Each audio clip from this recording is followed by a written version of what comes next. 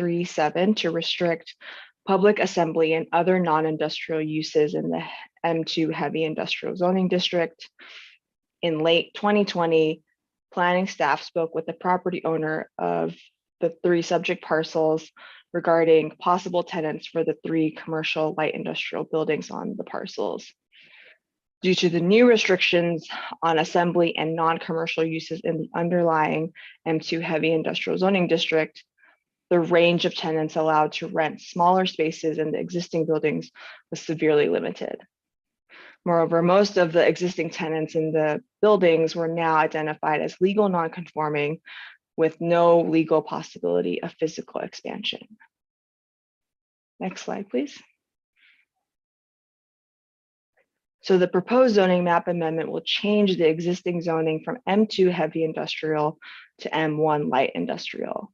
The M1 light industrial zoning district is reserved for the construction, use, and occupancy of buildings and facilities for office, research, limited and light manufacturing, as well as other compatible uses.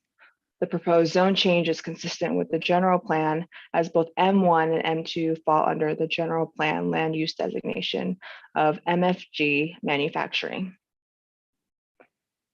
Next slide, thank you. So here is a side-by-side comparison of the current zoning map on the left and the proposed zoning map on the right. There are other large M2 heavy industrial zone parcels that abut the R1 parcels in the neighborhood, but these are larger lots that are occupied by existing large buildings. Staff will be assessing this condition as part of the comprehensive zoning update next year. Next slide, please. The M1 light industrial zoning district is an appropriate designation for the project area, not only because it will create an appropriate safety barrier, safety and noise buffer between the single family residential zones to the east and the heavy industrial zones to the west and south, but all existing uses within the project area will either be permitted or conditionally permitted within the light industrial zoning district. This change will allow the property owner to market and lease to a wider range of possible tenants and a larger variety of use classifications. A notice was published in the Milpitas Post and a sign was placed on the property. The city also sent out 488 postcards informing residents and property owners within 1,000 feet of the project area. To date, staff has not received any public comment. Staff has confirmed that the project meets the findings associated with the zoning map amendment. The proposed amendment is consistent with the Milpitas general plan because the new zoning designation creates an appropriate safety buffer between the R1 low density single family residential and M2 heavy industrial zones along Hillview Drive. The zone change allows for more appropriate uses, such as a variety of commercial, medical, quasi-public uses, as well as clean light industrial uses to operate at the project site. The proposed amendment will not adversely affect the public health, safety, and welfare, as the new zoning designation will create a safety buffer between the R1 low-density single-family residential neighborhoods to the east and the M2 heavy industrial areas to the west and south. The zoning change from M2 heavy industrial to M1 and light industrial will allow a wider variety of uses that are environmentally sustainable and more appropriate for the project site and the public health, safety, and welfare of nearby residents, workers, and customers. Next slide, please. The introduction and adoption of this ordinance is not subject to review under the California Environmental Quality Act pursuant to CEQA guidelines section 15061B3, also known as the common sense exemption. This project only includes a change to the land use designations, and no development is considered as part of this project. And none of the proposed amendments would directly or indirectly result in physical changes to the environment. Therefore, it can be seen with certainty that there is no possibility that the zoning map amendment in question would have a significant effect on the environment. And as a separate and independent basis, the project is exempt pursuant to CEQA guidelines section 15183, projects consistent with general plan, community plan, or zoning. The Planning Commission held a public hearing on October 26, 2022, to consider the draft ordinance and receive public comment. No comments were received from the public at the meeting. The Planning Commission voted unanimously 5-0 to recommend approval of the proposed zoning and map amendment as presented by staff. Staff recommends that the City Council open and close the public hearing, consider the exemptions in accordance with the California Environmental Quality Act, and move to waive the first reading beyond the title and introduce an ordinance amending the zoning map of the City of Milpitas in accordance with the provisions of Section 3.03 of Chapter 10 of Title 11 of the Milpitas Municipal Code to change the zoning classification of certain parcels, APNs 086-38-021 and 022 and 037, located on the east side of South Hillview Drive and extending approximately 1,200 feet southerly from Los Cochas Street from the M2 Heavy Industrial Zoning District to the M1 Light Industrial Zoning District. That concludes staff's presentation, and I'd be happy to answer any questions. Hey, great job. Awesome. And kudos to the Planning Commission as well. We'll go ahead and I'll move to open up this public hearing if I hear no objections. I hear no objections. The public hearing is now open. It's 1 minute tonight. If you're here for this item, anybody that wants to speak, 1 minute, it's one comment. It's the public hearing, Mr. Montemayor. If you want to talk for 1 minute, come on up.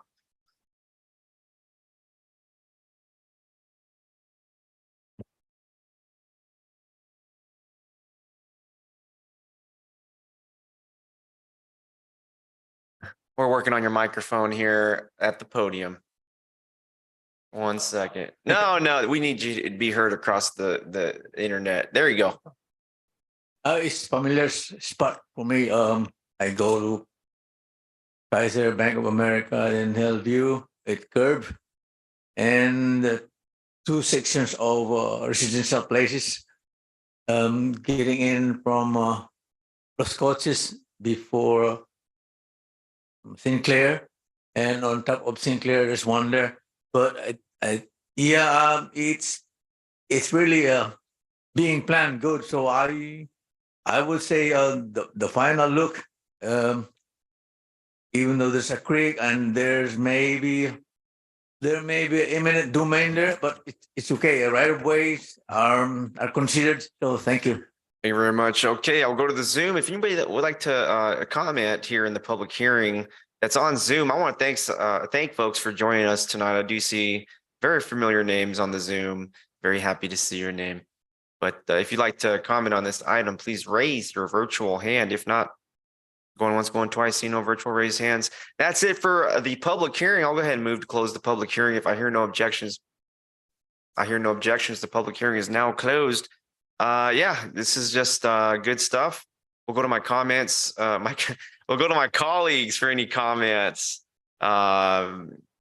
before we move forward here. Anybody that would like to comment? Vice Mayor Montano. Mayor, thank you, staff, for the presentation. I do have a couple of questions. If this is passed, will it impact the decisions to convert that industrial M2 heavy industrial zoning? So I just want to know what are the after effects if we do move forward with this MY light industrial zoning. I think a lot of it has to do with either the property owner's ability for their to sort of lease those spaces. Something about gathering, right, Ned? What do you think? That's correct. Thank you for the question. It's a very good one.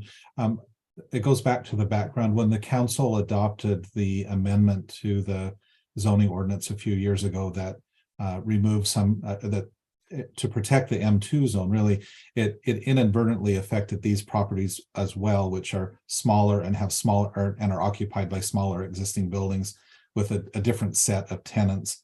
So based on conversations with the property owner, the best way to address that would be to change the zoning on these 3 parcels so that he's able to continue leasing those tenant spaces to tenants that would go into smaller buildings. It will, and to answer your question, Vice Mayor, it will have no impact on the adjacent M2, the remaining M2 zones to the west and the south.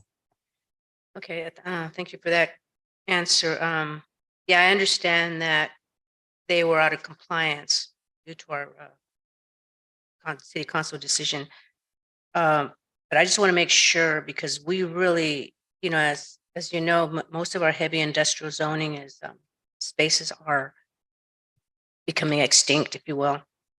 And we really need to make sure that we do have that M2 heavy industrial in our city. So if I do decide to vote on this to change to go along with staff's recommendation, I just want to make sure that it does not impact the M2 heavy industrial site. That's it. Thank you. It's point of information. I think it will change the zoning from M2 to M1, but it's yeah, the M1's more applicable to the structures that are there now. But let's carry on the discussion. If there's any further comment for item number 18, let's hear it. If not, you know me, I'm gonna go ahead and move this thing. Any further comments from my colleagues? We'll go to our city attorney. Perhaps he can help us here as we move to waive the first reading. Thank you, Mayor. The ordinance you guys are voting on today is an ordinance amending the zoning map of the city of Milpitas in accordance with the provisions of section 3.03 and chapter 10 of title 11 zoning of the Milpitas Municipal Code to change the zoning classification of certain parcels, APNs 086-38-021-022 and -037, located on the east side of South Hillview Drive and extending approximately 1,200 feet southerly from Los Coches Street from M2 Heavy Industrial Zoning District to M1 Light Industrial Zoning District. Thank you, Michael. The city attorney has read aloud the title of the ordinance. I'll move to waive the first reading as stated here on the agenda for this item. Need a second. Second. We got a second from Council Member Chua. All in favor of approving item number 18? Councilmember Chua. Aye. Councilmember Dominguez. Aye. Councilmember Fan. Aye. Vice Mayor Montano. Aye. Myself as an aye, the motion is carried. Item number 18 has been approved. Thank you very much. And we'll move on to the next public hearing.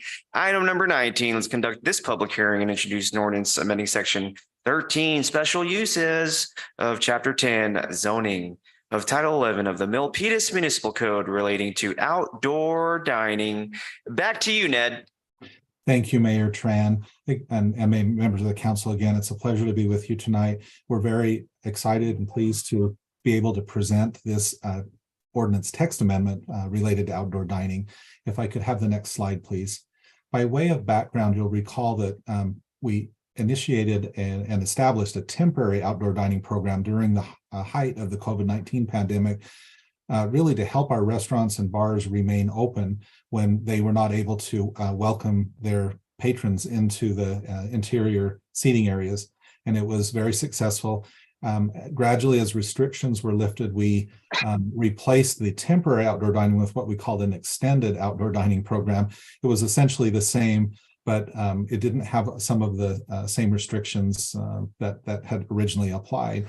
And that has continued to be in place while we've been working on these new regulations. So based on the lessons learned and the support from the community as well as direction from the council, we're now ready to propose establishing a permanent outdoor dining program with a very simple permit process and standards for location and operations that will help ensure both customer safety as well as an attractive new outdoor dining areas and dining amenities for both residents and visitors to Milpitas. And we continue to have, as you are all very well aware, we continue to have a number of restaurants that continue to offer outdoor dining to their residents. And we will put this into operation as quickly as we can. So the next several slides, I'm going to go over some of the standards that we've noted. These are nothing new. Again, they come from the lessons learned, and what we will do is add these, as noted on bullet number 2,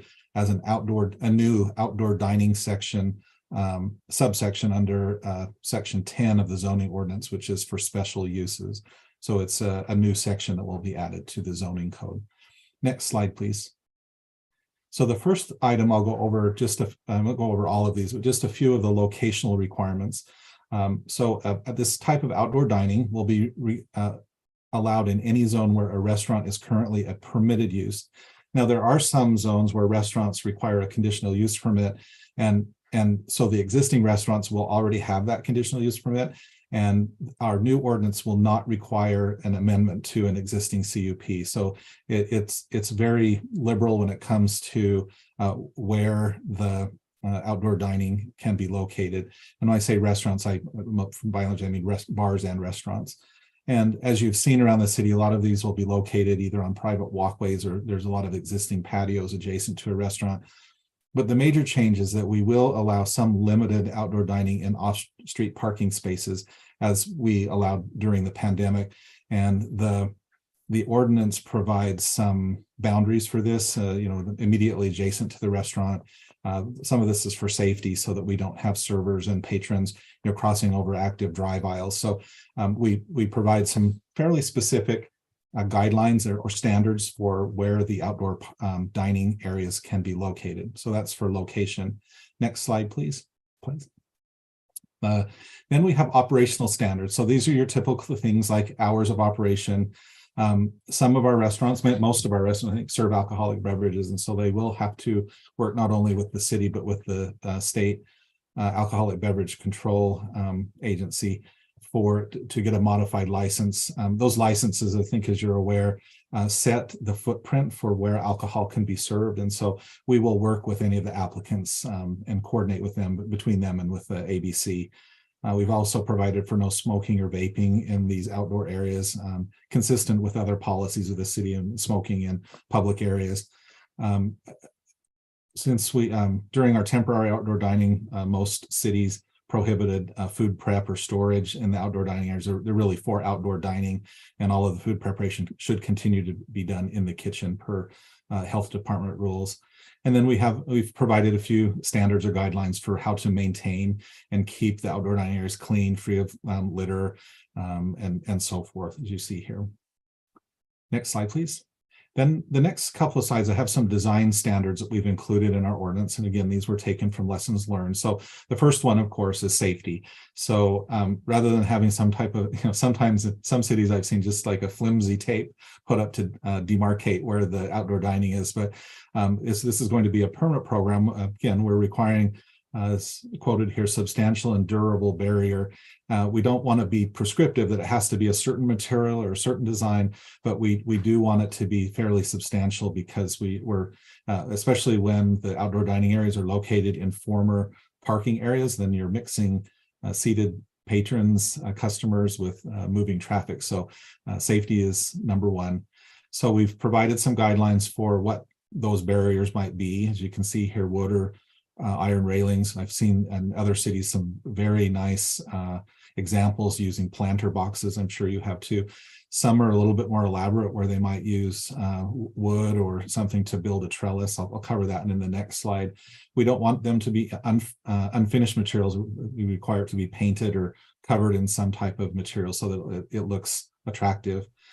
We do require them to be solid barriers. We've given some, as you can see here, some height standards. And then in order, for safety, we do require that minimum 3-foot wide opening. As you can kind of see in the photograph here, we wanted to give an example of what an acceptable barrier might look like. Next slide, please. So we also provide some standards for shade structures. They are allowed, awnings are allowed. we provided some height and clearance standards. If we do encourage some permanent overhead shade structures to complement the restaurant. These also need to be durable and high quality materials. We've provided a maximum height and then require a building permit for anything that's substantial. We're particularly, concerned about how it's constructed, if it's safe, in a wind, is it going to stand up? So we'll work with our building department on some of those issues. Next slide, please. And then we have a few other standards with regard to tables and chairs. Again, we want these to be high quality areas. So we would like to see high quality seating and chairs and tables. Landscape planners are encouraged, lighting is encouraged. Outdoor music is now allowed because of a previous ordinance that the council adopted. We provided again here some standards for traffic safety and accessibility, as well as requiring them to meet the existing standards of our sign ordinance. So all of those again are these are more geared toward the attractiveness of the outdoor dining area rather than the safety. Next slide, please. And then an important part of this, if you're moving the outdoor dining area into a former parking area, we do need to address some parking, and we think of this as more of an incentive for the outdoor dining areas. And we looked very closely at this and applied the parking reductions in different ways in different areas, depending on how attractive they would be for outdoor dining. So, for example, in the MXD, all of those three areas are the mixed use areas, as well as in the Metro specific plan and Gateway specific plan areas. That the primary areas of the city where we expect to see outdoor dining and would like to see that to develop the vibrant and active pedestrian space. We're actually providing a 50% parking reduction, which seems like a lot, but in those areas, particularly in the transit area where we're encouraging people to get out and walk, we think that this will be a good incentive for outdoor dining. In other areas of the city, where parking, more people are traveling by car and more parking will be needed, there's a 15% parking reduction that would be allowed. While we were doing this ordinance, the legislature passed Assembly Bill 2097 that took away the ability for cities to regulate parking, to provide any minimum parking requirement within 1/2 mile of a transit, of high quality transit. And in this case, we're just referring to our own transit center. So that went hand in glove with the 50% parking reduction we are already talking about. That 50% parking reduction will immediately help. I know at least one project that we have been looking at for a couple of months along Main Street, and we think that there will be others that will come forward as well. And then I did want to address that last bullet point. A lot of our restaurants, most of our restaurants in Milpitas are actually located in multi-tenant commercial properties, and as we look at those, we will look at the total parking requirement for the site. A lot of those have shared parking, and so the outdoor dining regulations actually provide some language to address that situation as well, where it's not a standalone restaurant, but the parking is shared. We want to make sure that by allowing the outdoor dining in a limited area, that we're not impacting the overall shopping center. So we need to treat that a little bit differently. Next slide, please. And then last of all, I just wanted to mention how the program will work, kind of where the rubber hits the road, so to speak, is the permitting process.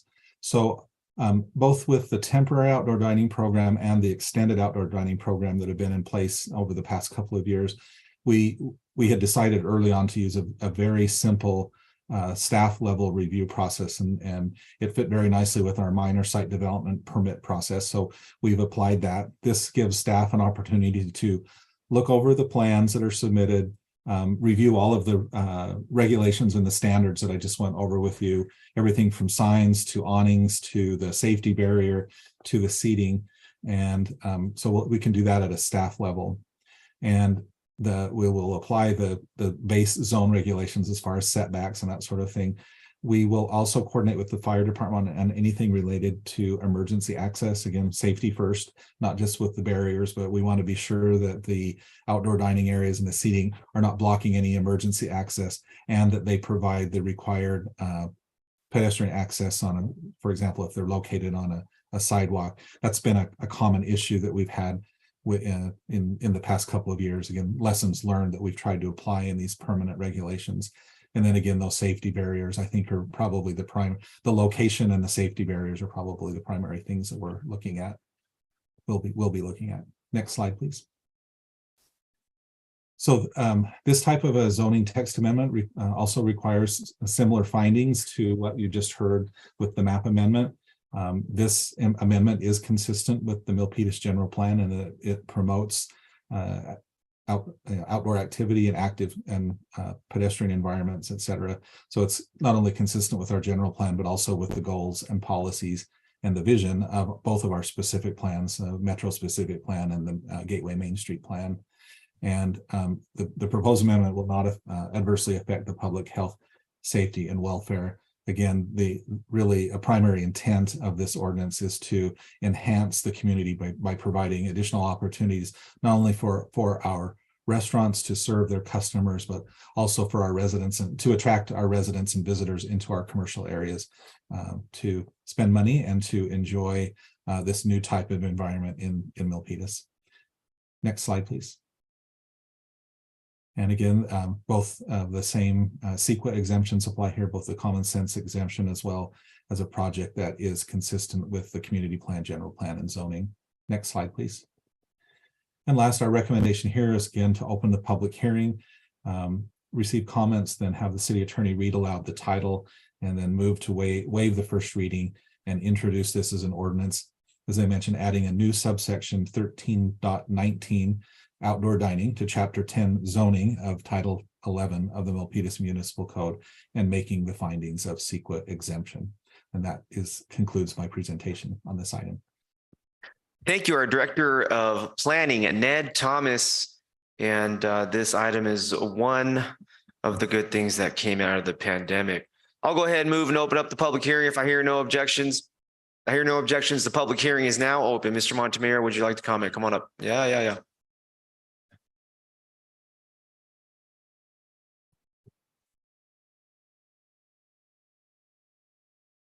Yes. Yeah. At least those places outdoor dining are were installed by the owners, and it's just fair that we will have standards for safety reasons, and they may be of kind of encroachment outdoor or transgressing, and because you want safety for everybody. And right now, for me, we're back. In other words, more needed spaces for parking, more access in between those built dining places. So it's just fair. We have to make a standard for safety, and because we're back. Thank you. Thank you very much, sir. I see no further requests from here at City Hall. Let's go to the Zoom. Folks, join us on the Zoom. I see all your names and I'm thinking of you. If there's no virtual raised hands, that's it. I think that's it for comments. I'll go ahead and move to close the public hearing if I hear no objections. I hear no objections. The public hearing is now closed. We'll bring the discussion back up here to the dais. I just want to say, Mr. Montemayor, I like your coat. Your suit jacket, whatever it is, it's looking good. Yeah. Okay. This is another great item, Ned, your department, and everybody that laid eyes on it. I'll go to my colleagues here for any comments. I know we've discussed outdoor dining numerous times. So if there's no requests, comments, questions, concerns, Vice Mayor Montana. Thank you, Mayor. Thank you, Ned, for that presentation. You know, as you were speaking your thoughts on this, your presentation, what came to my mind was Main Street and some of the existing restaurants that are there that do have outdoor seating. So how does this ordinance impact them? Will they have to apply for a new permit, or is it already grandfathered in? Thank you. And I wanted to quickly introduce, we have our senior planner, Michael Fasadi, and also our consultant, Holly Pearson, who I neglected to introduce them earlier. In response to your question, Mayor, or Vice Mayor, we were specifically mindful of a couple of restaurants along Main Street that have outdoor dining, and we're currently reviewing some preliminary proposals for facade improvements as well as extending their existing outdoor dining facilities. And that was one of the reasons why we included some of the parking reductions that we did in at least one case, and there are others. The reduced parking is critical for those restaurants to be able to keep their outdoor dining. In some cases, when they replaced their existing parking with outdoor dining, it took away required parking spaces, and that was during the height of the pandemic, that when we were just trying to keep restaurants open, that was acceptable. But without amending our parking regulations, which this ordinance will do, they would not be able to keep their outdoor dining. They've been allowed to do so under our extended outdoor dining program included. But as we make this a permanent program of the city, then we also need to address the parking that is being eliminated from some of these locations, and that's what this ordinance will do for those particular restaurants. Okay, but you didn't answer my question about about the permit. Do they have to reapply for a new permit? And Yes. so is it going to be fair and what if there is another future pandemic? Well, I guess answer the first question first. Yeah, thank you. Yeah, I apologize. I didn't mean to miss the question. So as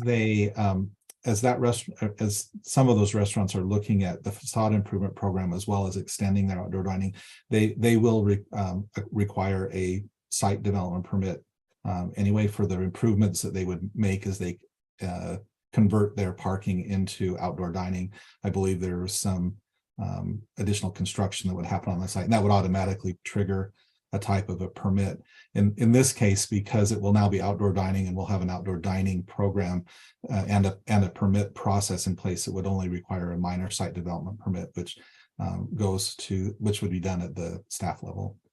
So minor site development would mean a lesser fee. Correct. Yes, correct. I was on Montague near the edge, and I was envisioning some of these outdoor dining right there in that area, but are they having a hard time leasing some of those, it's mixed use, some of those areas, because they've been vacant for quite a while. So is there anything we can do to provide incentives for? Yeah, I share your interest and concern with that particular area. I watch it, or I notice it every time I go by there. I think part of the issue there may be parking, because there is parking that was required for those commercial areas, but it's around the corner and behind. It's a little difficult to get to. I think the idea there was that residents in the neighborhood and those who were walking back and forth from transit would then patronize some of those areas.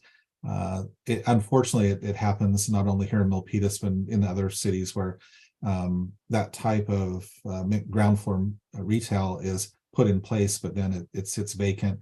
I think that's something that I'll need to discuss with our economic development director, and perhaps we can come up with some type of incentive. That would be great. So, okay, thank you.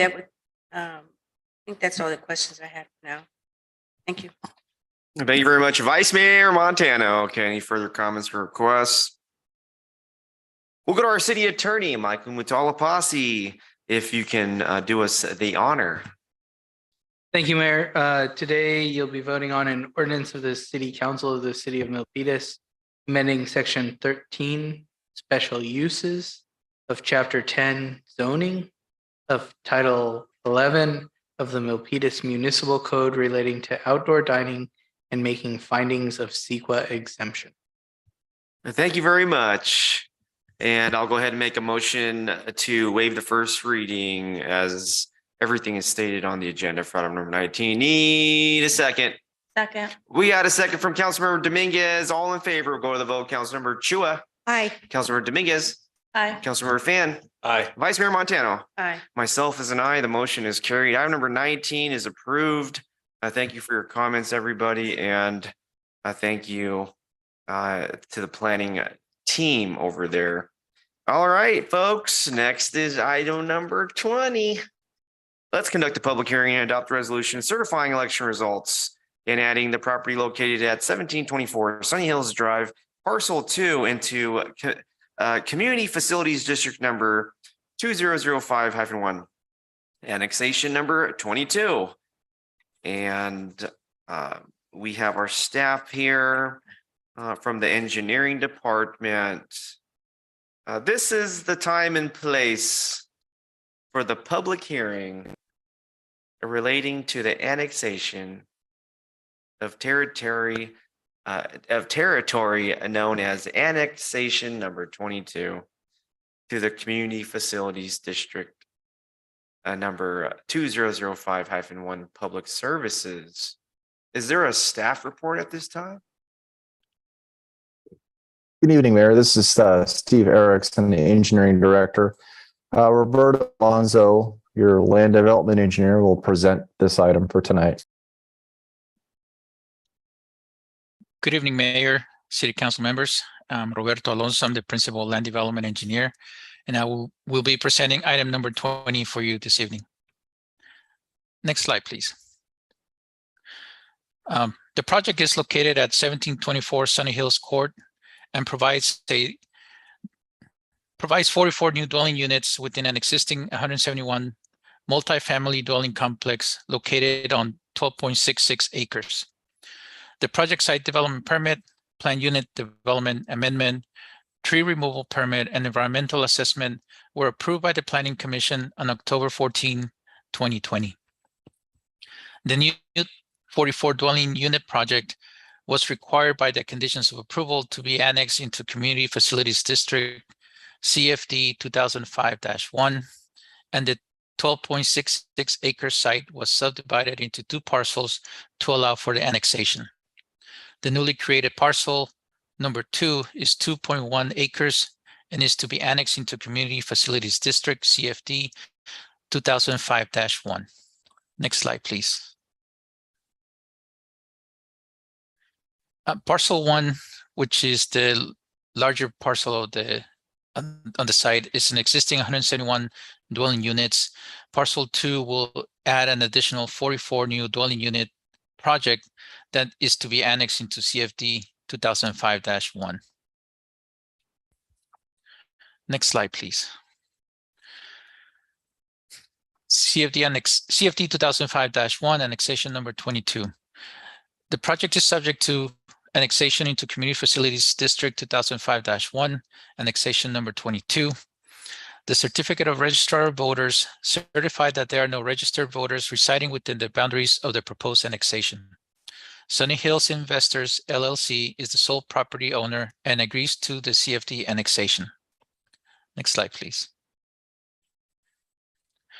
Staff recommendation is to conduct a public hearing and, following receipt of election results from the city clerk, adopt a resolution certifying election results and adding the property located at 1724 Sunny Hills Drive, parcel 2, into Community Facilities District number 2005-1, annexation number 22. This concludes my presentation for this evening. Thank you. Thank you very much, Roberto. I'll go ahead and move to open up the public hearing if I hear no objections. I hear no objections. The public hearing is now open. Item number 20, we're talking Sunny Hills. Mr. Montemiro, come on up.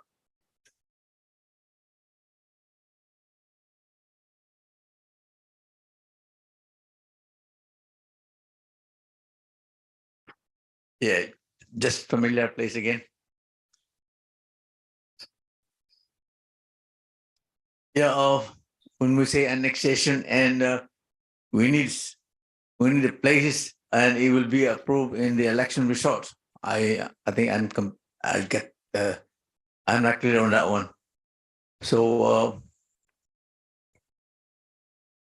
I go around that area, and I'm also still a member of the Sunny Hills SNA Neighborhood Association. So For me, whatever is good for that place. The mayor knows about San Diego also. I mean, the elected mayor, like candidate knows about that place also. So I'll be agreeable to your decision. Thank you. Okay, great. Any further comment here? Item number 20. Okay, seeing no further requests in the chamber. We'll go to the Zoom. Okay. No virtual raised hands. I'll go ahead and move to close the public hearing. Hearing no objection, if I hear no objections.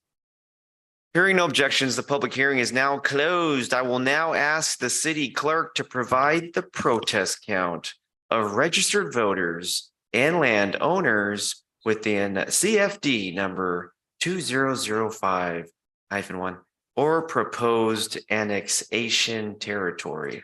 There were Suzanne? There were no protests received. Thank you very much.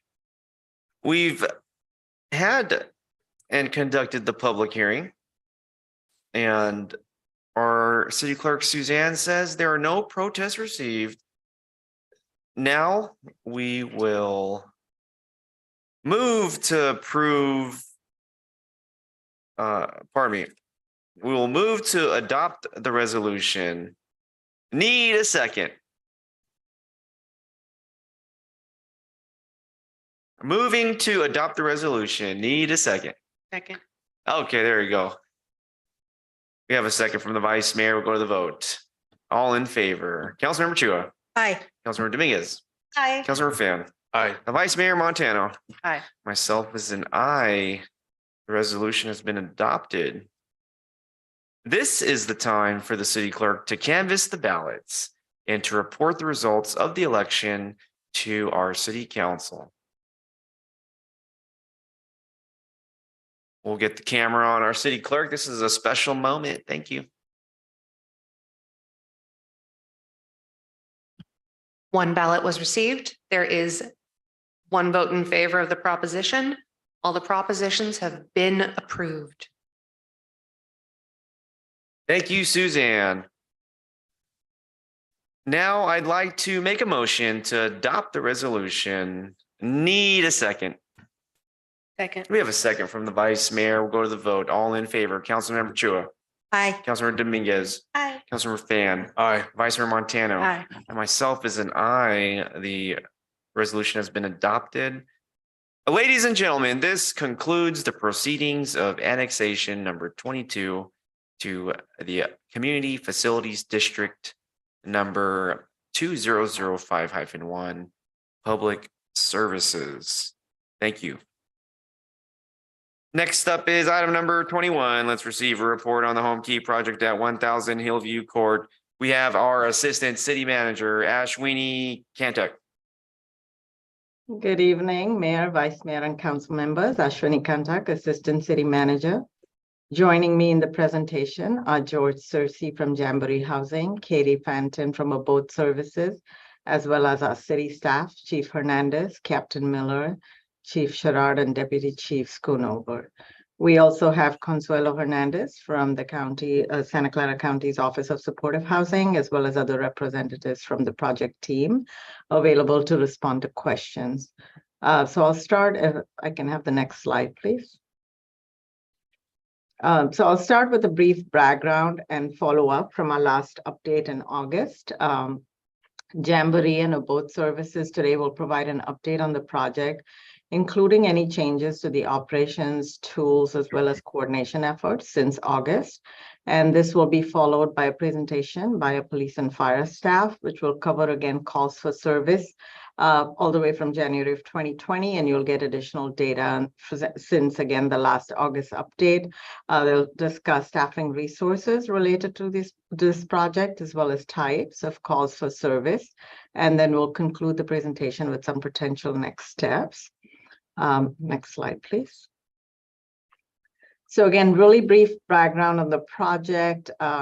As you're aware, the property at 1000 Hillview Court is a 132-unit permanent supportive housing project, which was jointly funded by Santa Clara County as well as Jamboree Housing Corporation, and through a variety of funding sources, including Project Homekey and Measure A funding. The county's Office of Supportive Housing provides ongoing funding as well for supportive services and contracts with abode services to provide supportive services on site. And you will hear more about these services later in the presentation from abode. Jamboree owns the facility and contracts with HIDA for property management, as well as a new security services company called Good Guards.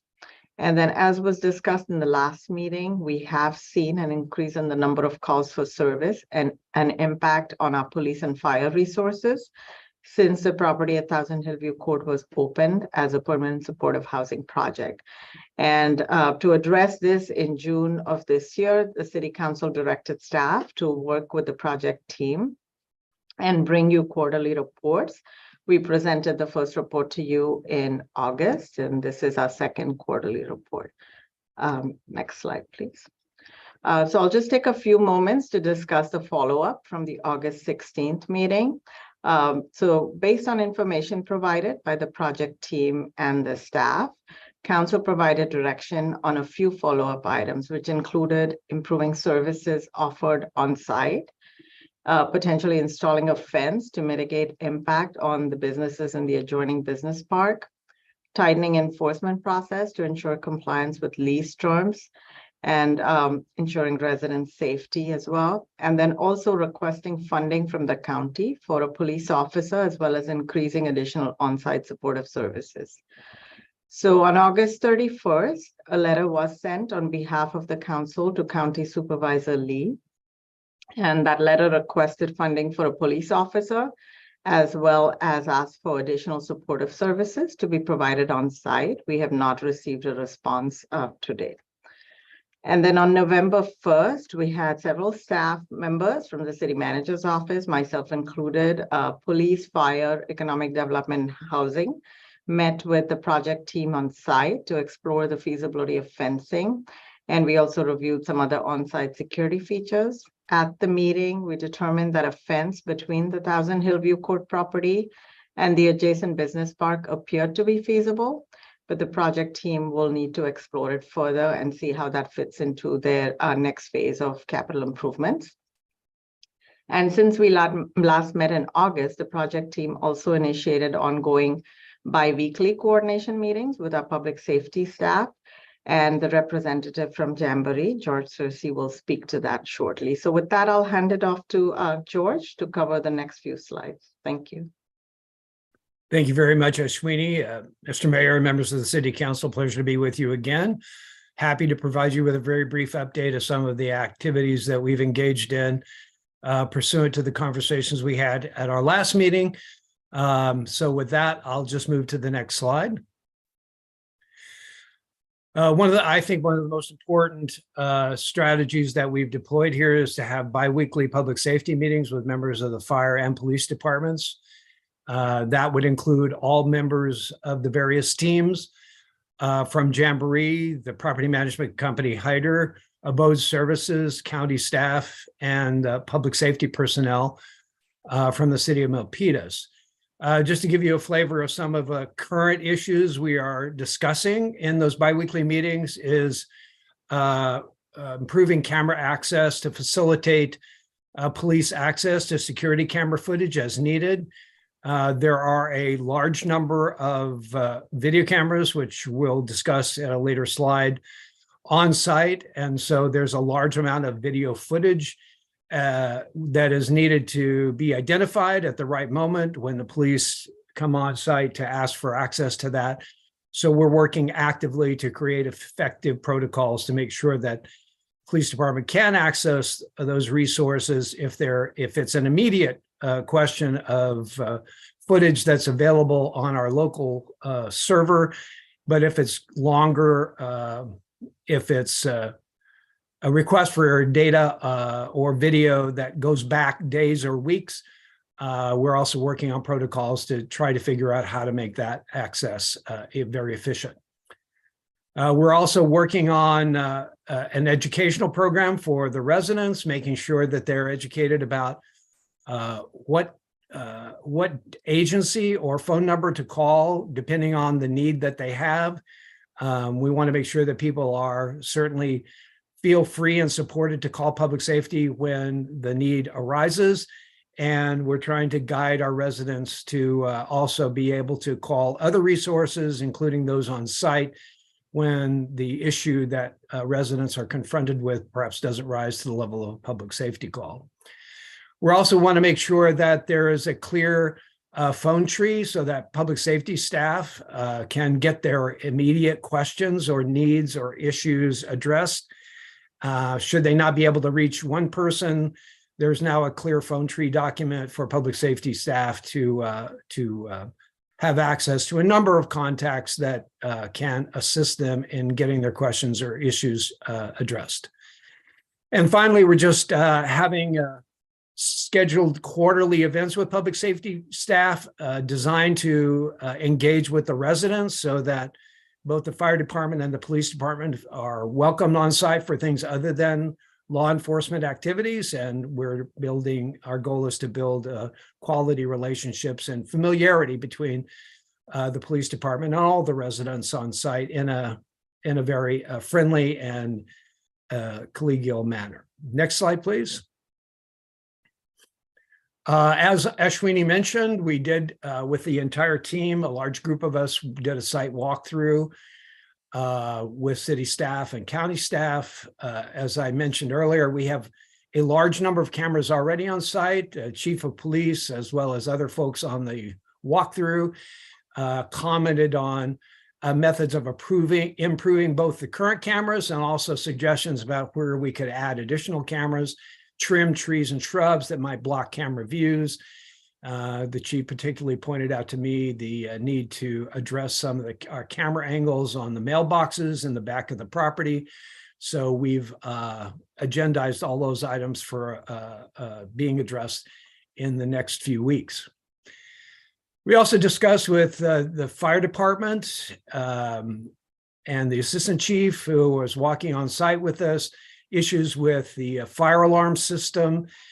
We do have kitchenettes in all the units at the property, and we have seen a large number of calls to the police department where the fire alarms go off because people are cooking in their kitchen, and it triggers the fire alarm system. We're working on an analysis by a private contractor to evaluate the system and understand if we need to either repair it, improve it, or replace it. So that process is underway as well.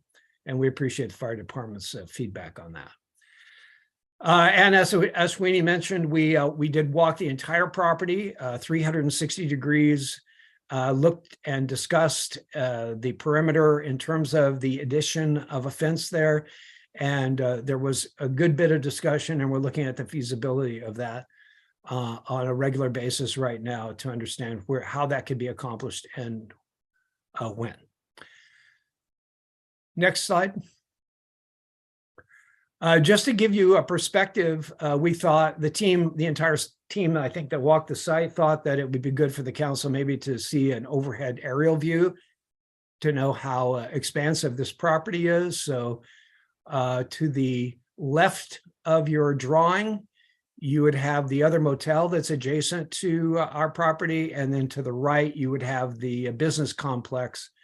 And you can see the roundabout there at the front of the property where you gain access to Hillview Court. Next slide is an aerial overview. And you can see here better how the parking lots flow into one another here, both for the adjacent hotel as well as the commercial office space building to the right side of the drawing again. And so that's just the aerial overview intended to give you a better understanding of the site if you have not seen it. And with that, Ashwini, with your permission, I'll hand it over to Katie from Abode and invite her to make her comments, but let me turn it back to the Assistant City Manager first. Yes, thank you, George. And yeah, we can move on directly to Katie Fenton from Abode Services, who can tell you a little bit about what's provided on site and some stories about the tenants as well. Thank you. Wonderful. Good evening, Council. Thank you, Ashwani and George. I'm Katie Fenton. I'm the Vice President of Programs at Abode Services. I think many of you are familiar with our work. But a quick overview about us. Our mission is to end homelessness by assisting low-income unhoused people, including those with special needs, to secure stable, supportive housing like Hillview, and to be advocates for the removal of the causes of homelessness. We consider ourselves experts in providing this work, and we use the expression PSH as an acronym for permanent supportive housing, so long-term housing. We've been serving people in this model for 19 years, starting in February of 2003. We are particularly connected to this in several counties in the Bay Area. We have 35 buildings throughout the Bay Area, including 13 in Santa Clara County, which is a pretty significant number. And we support over 900 units of formerly homeless housing in Santa Clara County. Our agency is, in one sense, built for this work. Our staffing structure is built for this work here in Santa Clara County. We have a senior director of health and wellness, Brittany Kirkland, who you may hear from later if there's questions. We have 2 associate directors for permanent supportive housing and a senior manager that are working specifically on permanent supportive housing projects. We additionally have 4 full-time clinical supervisors who are providing not only clinical support for residents and staff, but also helping make really critical decisions about the care and support of our participants. Our agency leadership is pretty hands-on and have been around Abode for a while. Our CEO has been at Abode for 30 years. Our COO, Vivian, who is also on this call, has been here 16 years, and I have been here 7 years. Next slide, please. Our service model is a model that we have really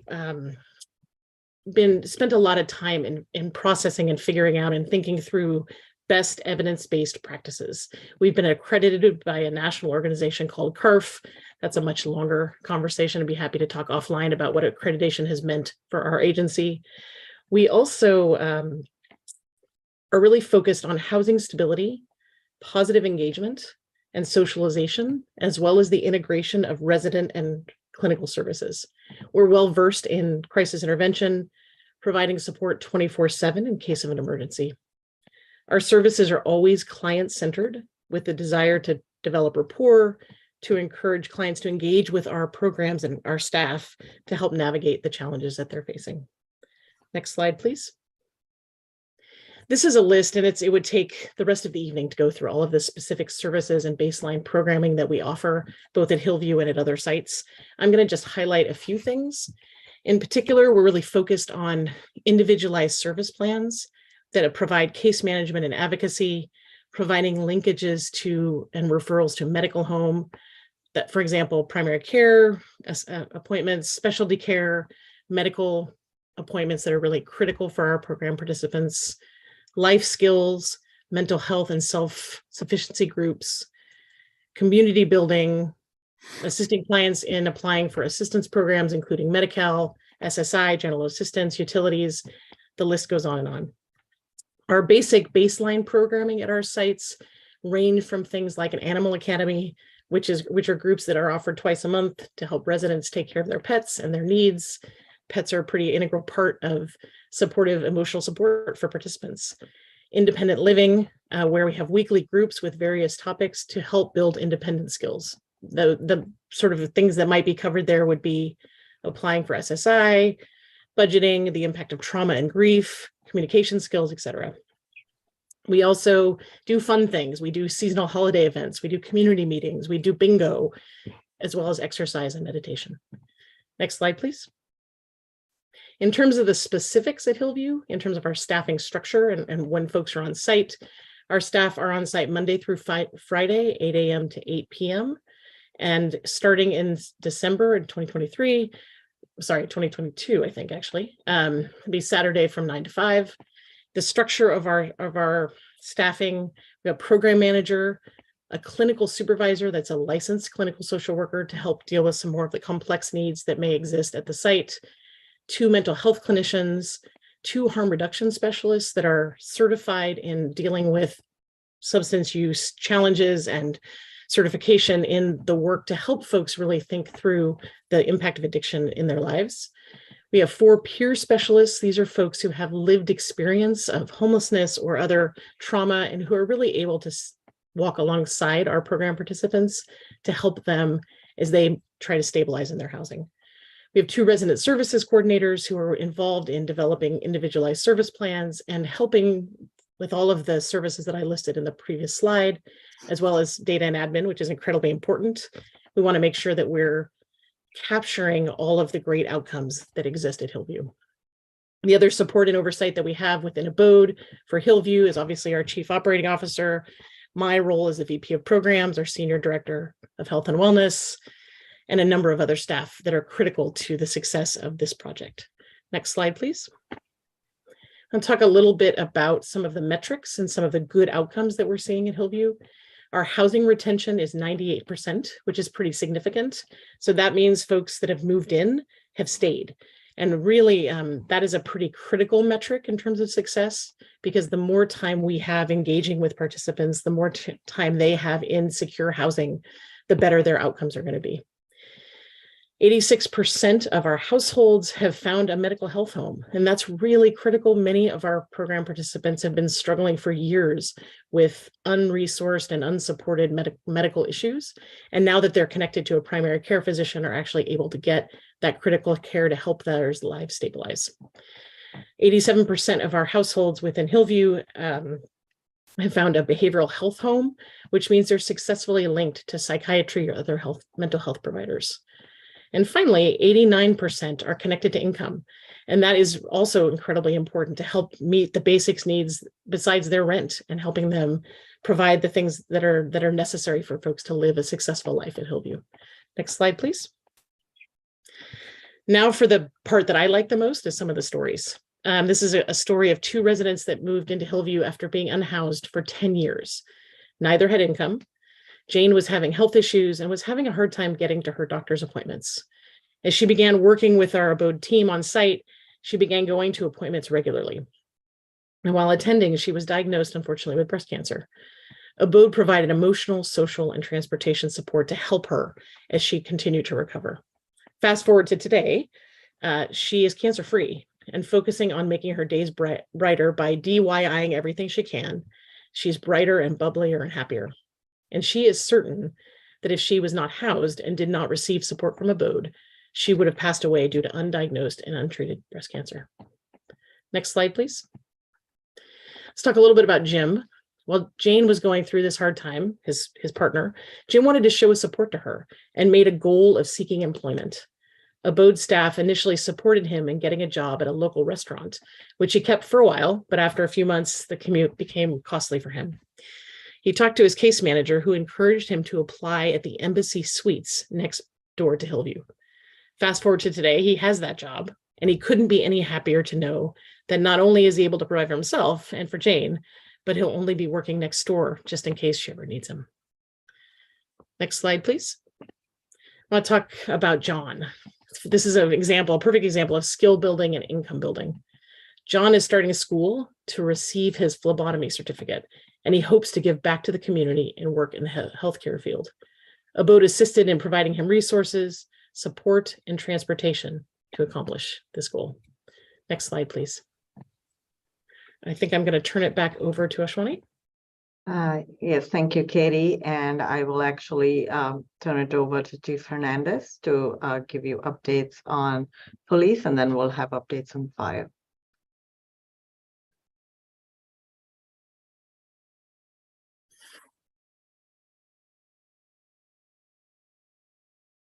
We'll get the microphone. That's There we go.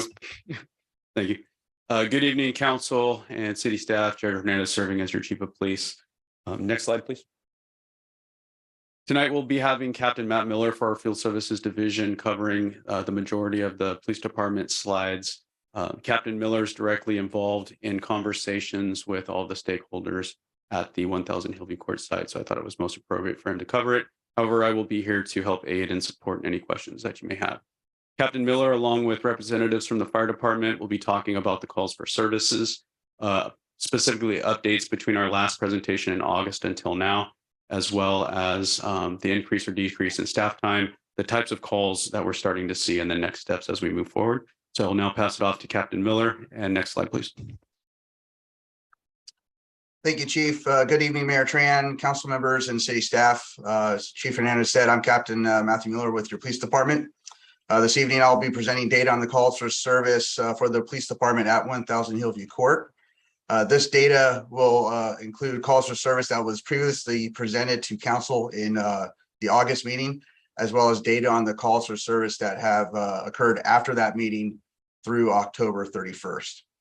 So here on this slide, it provides a snapshot of activity at 1000 Hillview Court over the past 3 years.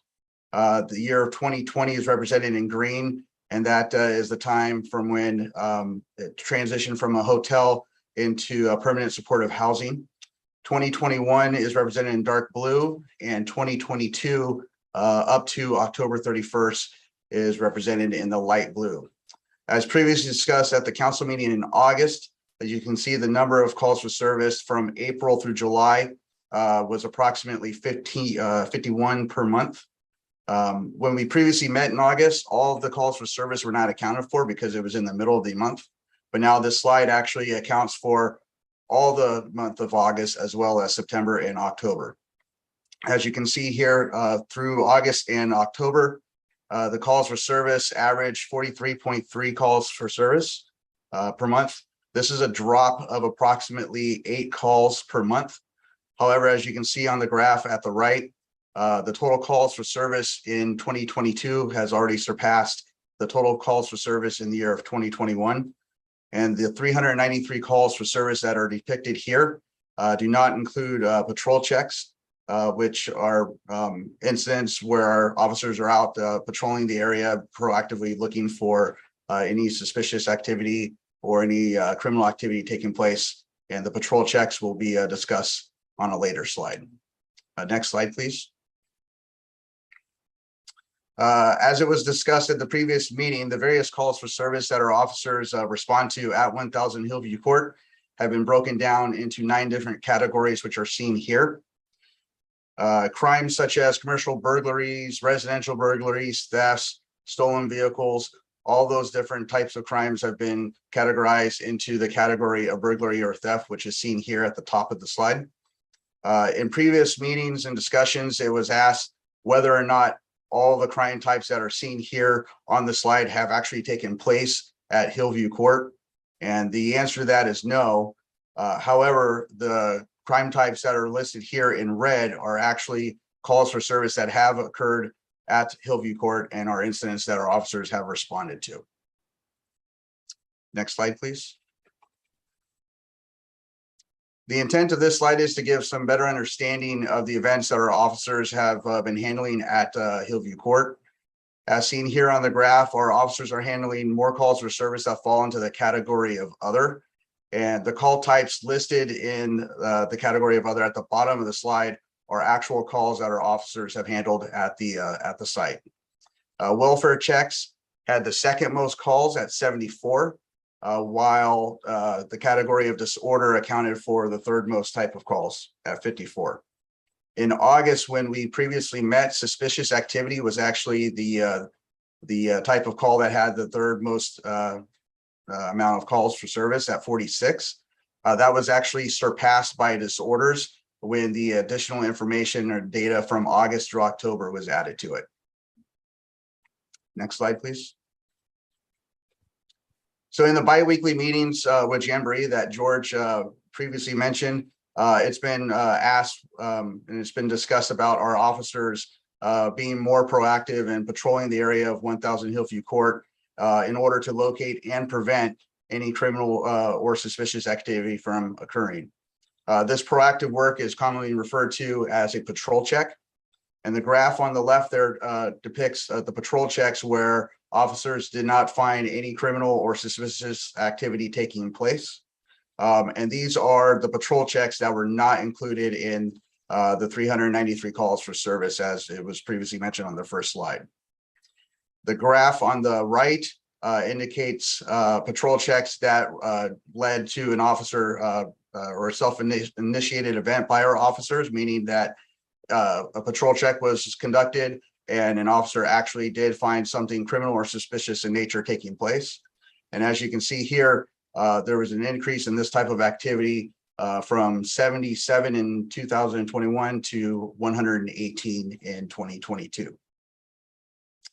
Next slide, please. So this slide shows the categories of the 118 self-initiated events by our officers and the categories that they've been broken into. 55 of those self-initiated events fall into the category of other, and the call types that they have actually handled at the location are depicted there under the other category. And 33 of the self-initiated events fall under the category of suspicious activity, which accounts for suspicious circumstances, suspicious individuals seen on or about the property, or suspicious vehicles being located on or about the property. Next slide, please. So here we can see a comparison of the number of calls for service and an average time spent at the location for the past 3 years. In 2020, which is again represented in green, you can see that the calls for service and the time spent at the location is lower than 2021 and 2022. But again, this can be accounted for the fact that there is time where the site was transitioning from a hotel into the permanent housing location. In 2021, calls for service and the time spent by our officers increased, and that continued to increase into 2022, as is seen here in the light blue dash and the bars. The increase from 2021 into 2022 can be accounted for the occupancy at the location increasing. And again, in 2021, with occupancy going up, it increased from 2020 into 2021. Next slide, please. So this slide depicts the average time spent by our officers broken down by month and year at the location. In 2021, for the whole entire year, officers spent an average of 169 hours, 51 minutes, which equates to 7 days and 1 hour.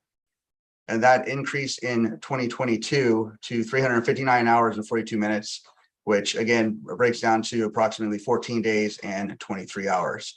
And again, as previously mentioned, this increase could be attributed to the occupancy at the facility increasing during that time of year.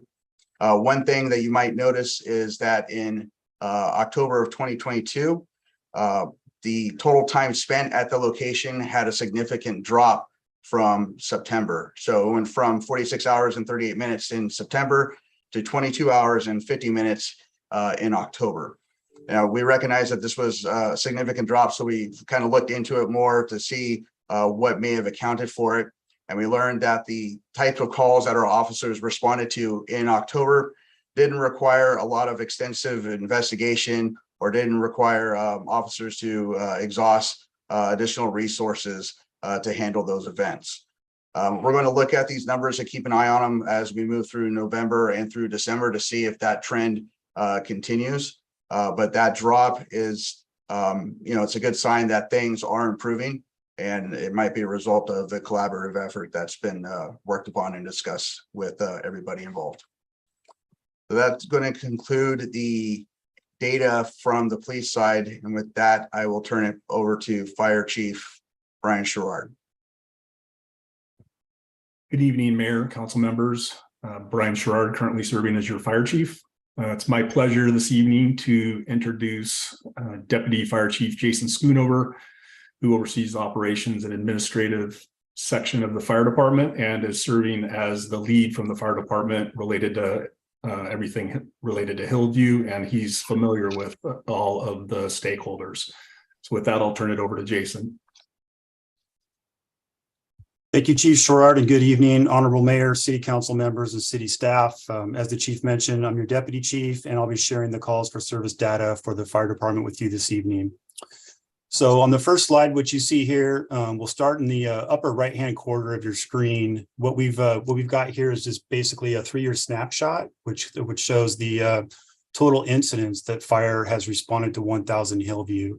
So as you can see, in 2020, on the left hand of the bar graph, the fire department responded to approximately 30 calls for the year. In 2021, we responded to 77. And to date, in 2022, we responded to 150 calls through October 31st, 2022. If you go to the bottom of your screen, that bar graph, that's the 2022 incidents broke down by month up to October. So as you can see, in basically the last three months, we've got data. We responded to 9 calls, 31 calls, and then 23 calls in October. So similar to PD, calls for service for fire have increased as occupancy has increased. And there has been a significant increase in total calls to the fire department for 2022. Next slide, please.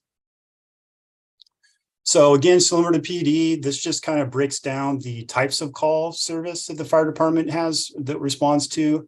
If you start at the in the left-hand column, under call category is the type of the call, and then we provide examples in the right-hand column. So starting at the top with EMS, that's our emergency medical services. So that is the lion's share of the types of incidents we respond to at 1000 Hillview.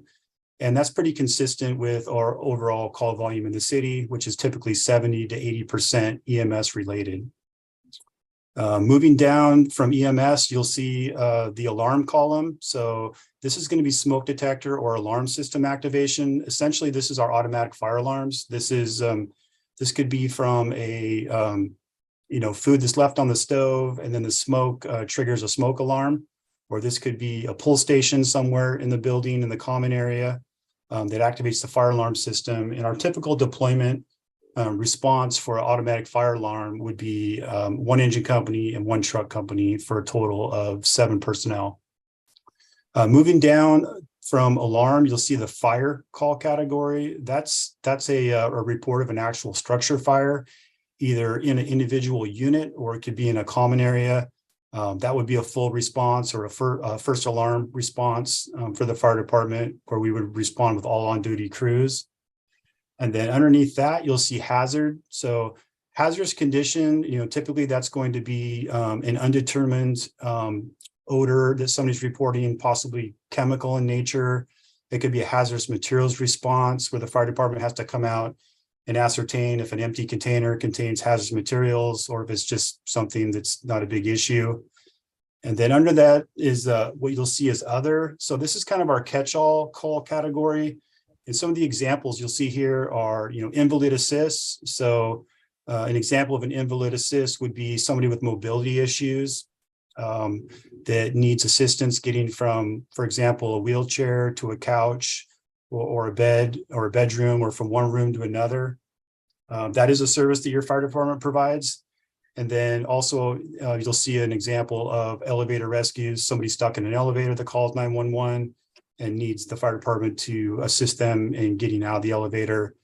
And then you'll see smoke removal. Occasionally we'll go out and assist homeowners with evacuating smoke from their unit. Next slide, please. So what you see here on this screen, so this is basically a breakdown of 3 years per month, and it just kind of illustrates the spike in calls over the last 3 years. So, when you look at this bar graph on your left, and I'll use September as an example. So for the month of September in 2020, the fire department responded to 6 calls to 1000 Hillview. In 2021, we also responded to 6 calls. And then you see in 2022, in the month of September, we responded to 31 calls. Similar spike you'll see in October of 2022. In comparison to 2020, we ran 2 calls. 2021, we ran 5 calls, and then 2022, we ran 23 calls. Next slide, please. So going back to the call type and categories, what this screen indicates is essentially a breakdown of what types of calls. And as I mentioned in an earlier slide, obviously the EMS calls is the lion's share of responses to 1000 Hillview, which is pretty consistent with our calls throughout the city. But what you see here is, for example, in 2020, we responded to 14 EMS related calls. In 2021, we responded to 66. And then to date, in 2022 through October 31st, we had 104 EMS responses. Moving over to the right, you'll see the alarms. So again, that's the automatic fire alarm. We've run 37 calls to date, automatic fire alarms to 1000 Hillview. And then moving over, continuing to the right, 2 fire responses, 2 hazard calls, hazardous materials calls, and then we had 5 that fell in the category of other. Next slide, please. So what this screen indicates, so what we've done here is we've just basically broken down the staff time that we spent at 1000 Hillview, and we're providing you with a 3-year snapshot. We're breaking it down into minutes. And really, this is the line staff. This is the EMTs, the paramedics, the firefighters, and the captains that are responding directly to the calls. Interesting note here is we average approximately 25 minutes on scene from the time we arrive to the time we terminate the incident. And you can clearly see here, if you go up to the upper right-hand bar graph in your screen, you'll see the 3-year snapshot of total time spent in minutes. So you'll see 2020 in the light green, we spent approximately 1,039 minutes. In 2021, in the darker blue, we spent 1,815 minutes. And then obviously, clearly in 2022, there's been a pretty dramatic spike in total on-sign minutes for a total of 8,362. Next screen, please. So that concludes the fire department report on calls for service. I'd be happy to answer any questions anybody may have. Thank you, Chief Schoonover. I'll just wrap up the presentation with next steps. We will, of course, continue to collaborate with all the stakeholders, and then sharing information to identify key issues and collaborating on solutions is key with the bi-weekly meetings, as we discussed. We will also be following up with the project team once they have a chance to evaluate the feasibility and figure out the cost for the potential fence between 1000 Hillview Court and the adjacent business park. And then, of course, we will be continuing these quarterly reports to council with updates on improvements in the facility processes, and then also the statistics on both police and fire calls for service. Next slide, please. And then our recommendation is to receive the report. So that concludes our presentation, and we are available for questions. We can stop sharing. Thank you. Thank you very much, our Assistant City Manager, Ashwini Kantak. Let's go to public comment for item number 21. Item number 21, we have a member of the audience here for public comment, 1 minute.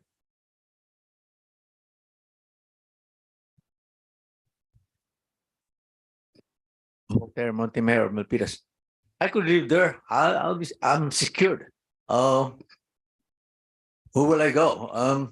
You cannot be the security, fire department, police department, the Hillview staff, services, personnel, medical. They got all. In other words, it's for me. Home key should be the idol, or yeah. The people live there should be very happy, and yeah. But embassy people, I'm going to embassy suites and neighborhood, the squares there. I lost the name. It's square. The place of offices there. Anyway, the residential is a little bit not too close. Thank you. Thank you very much. If there's anybody else here in the chamber, I see no further requests in the chamber. This is a Zoom meeting. It's a hybrid meeting. We got folks joining us in the cloud, and we want to really thank each person that's attending through the internet. And we have 2 virtual raised hands. And let's go to the first virtual raised hand, Hillview Tenants Association.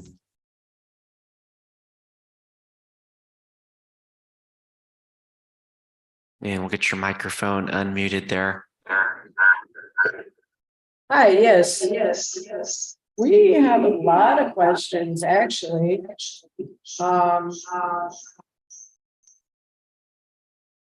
First off, we would like to know who project team is and why the tenants have not been bought in on what's happening here at Hillview and whatever project team is, why we're not in the bi-weekly meetings. We would also like to know how many fire calls are for faulty alarm, because I see that management and whoever is putting this on the tenants as far as a lot of the calls coming in, and a lot of that has to do with the faulty alarm system. We also, like, Katie and Brittany are like never here, and I don't know why they're giving a report on a place that they never are at. And also, those residents do not live here, so I don't know who those people are. We have a lot of questions. We would like to know what the Thank you. Thank you very much. I want to actually recommend you reach out to me and the Vice Mayor Carmen Montano via email, or I think Facebook, you're on there. So let's set up a meeting here at City Hall, and I want to get all your comments and questions. And I'm serious, please reach out to myself and the Vice Mayor Carmen Montano. Let's get you in here to City Hall. Let's sit down and have a meeting, and we're going to take note of everything and take a step from there. Thank you.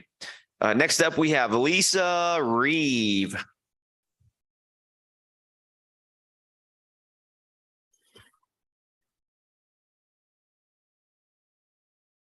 We'll unmute your microphone there.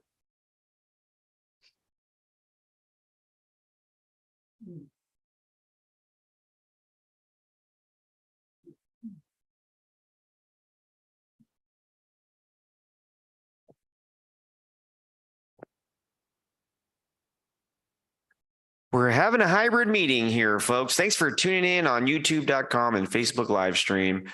We have a caller for a public comment here. Lisa Reeve, there you go.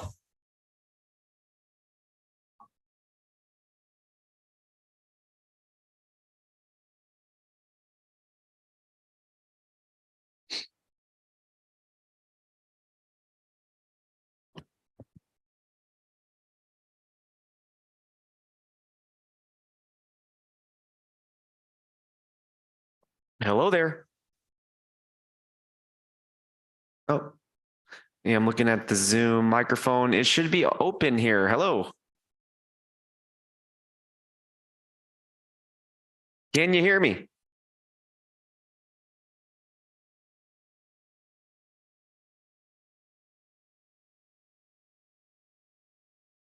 Okay, there goes the virtual raised hand.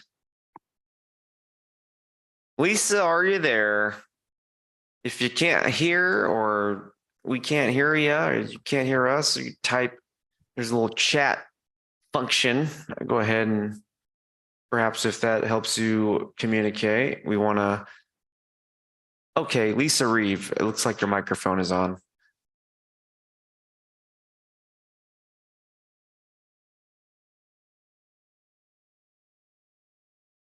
All right, we provided you the opportunity. Feel free to reach out to us when we're able to sort of solve this technical difficulty, perhaps on your end of the cloud, Lisa. Okay. All right, that's it with public comment here. I know tonight we're just receiving this report.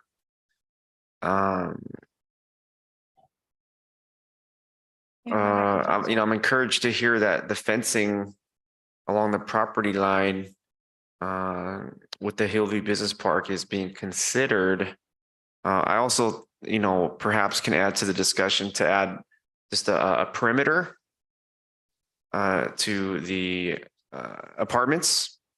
I think it would be the same perimeter as any apartment complex in Milpitas may have. I think of the Crossings apartments over by the BART station. They have a perimeter. I think that can increase the public safety. I still need to disaggregate some of the crime data. I know it's not simple in terms of when crimes are committed or arrests are made, what portion of those folks that may get arrested are actually residents at the apartments Perhaps I can explore that on another day. And if we are able to determine that some of the crimes are being committed by folks that aren't residents there, I think that's more reason to explore a perimeter fence like any other apartment complex here in town. I see our city manager is noting it. Thank you. Just if you can send it over to the working group. I guess one more thing I'll say is, just looking at these crime statistics, whether they're, horizontal or vertical or trending in a certain direction, linear, however you want to look at it. My concern is in a sort of a larger perspective, which is if we're not doing things to minimize the crime, it's my belief that when you have an environment without public safety for so long, more dangerous and violent crimes could be committed. That's my opinion. And we have to act now collaboratively to really show a consistent impact on lowering the crime so that, this is not an environment that can get out of control and we're responding to things that make the news outside of town. So that's all my comments for now. I do see a virtual raised hand from the Hillview Tenants Association. I do want to say that each person gets one opportunity to comment. And that's why I am recommending that you reach out to us. That way we can meet here in City Hall and spend a lot of time understanding what's happening through your tenants association. So unless you have a different person on the other end there, I can't take your public comment in all fairness to others. So let's see here. Next up here on the dais, Councilmember Dominguez. Thank you very much, Mayor. I do have a couple of questions. In fact, it sounds like I did the walkthrough the day before this walkthrough happened, just consequently. I just stopped by for a meet and greet and decided to take a walk around to see what was going on there. So some of the concerns that I would like to address immediately is I did see a difference in the security. So I do appreciate that. I could tell there's a difference. However, there's still a lot of in and out traffic. They're not asking for residential IDs. People who aren't living there have complete in and out access, and that's a huge issue. I did walk every single floor as well as outside, and so some of the concerns that I do want to bring up to Jamboree, because I think it's really important that they get addressed immediately because of the quality of life. So first, I'm going to start with the entrance, which was unsecured entrances, not only in the main entrance, also in the back alley, as well as the kind of front patio area. The gates were propped open.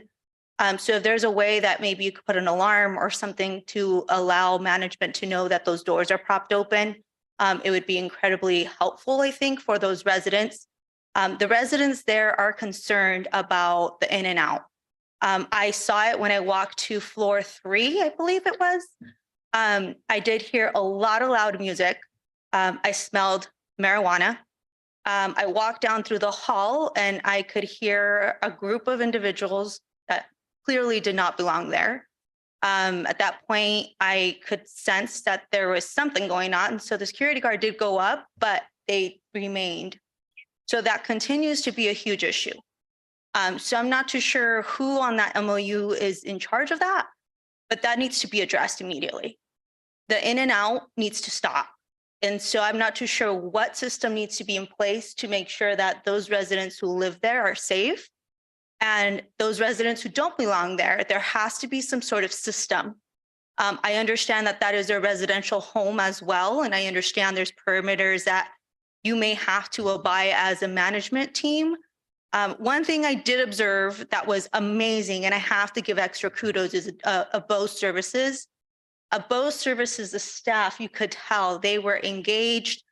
They knew every resident there. They were providing services. Unfortunately, I did not see the same for Jamboree. I went twice within the same day and there was nobody on site.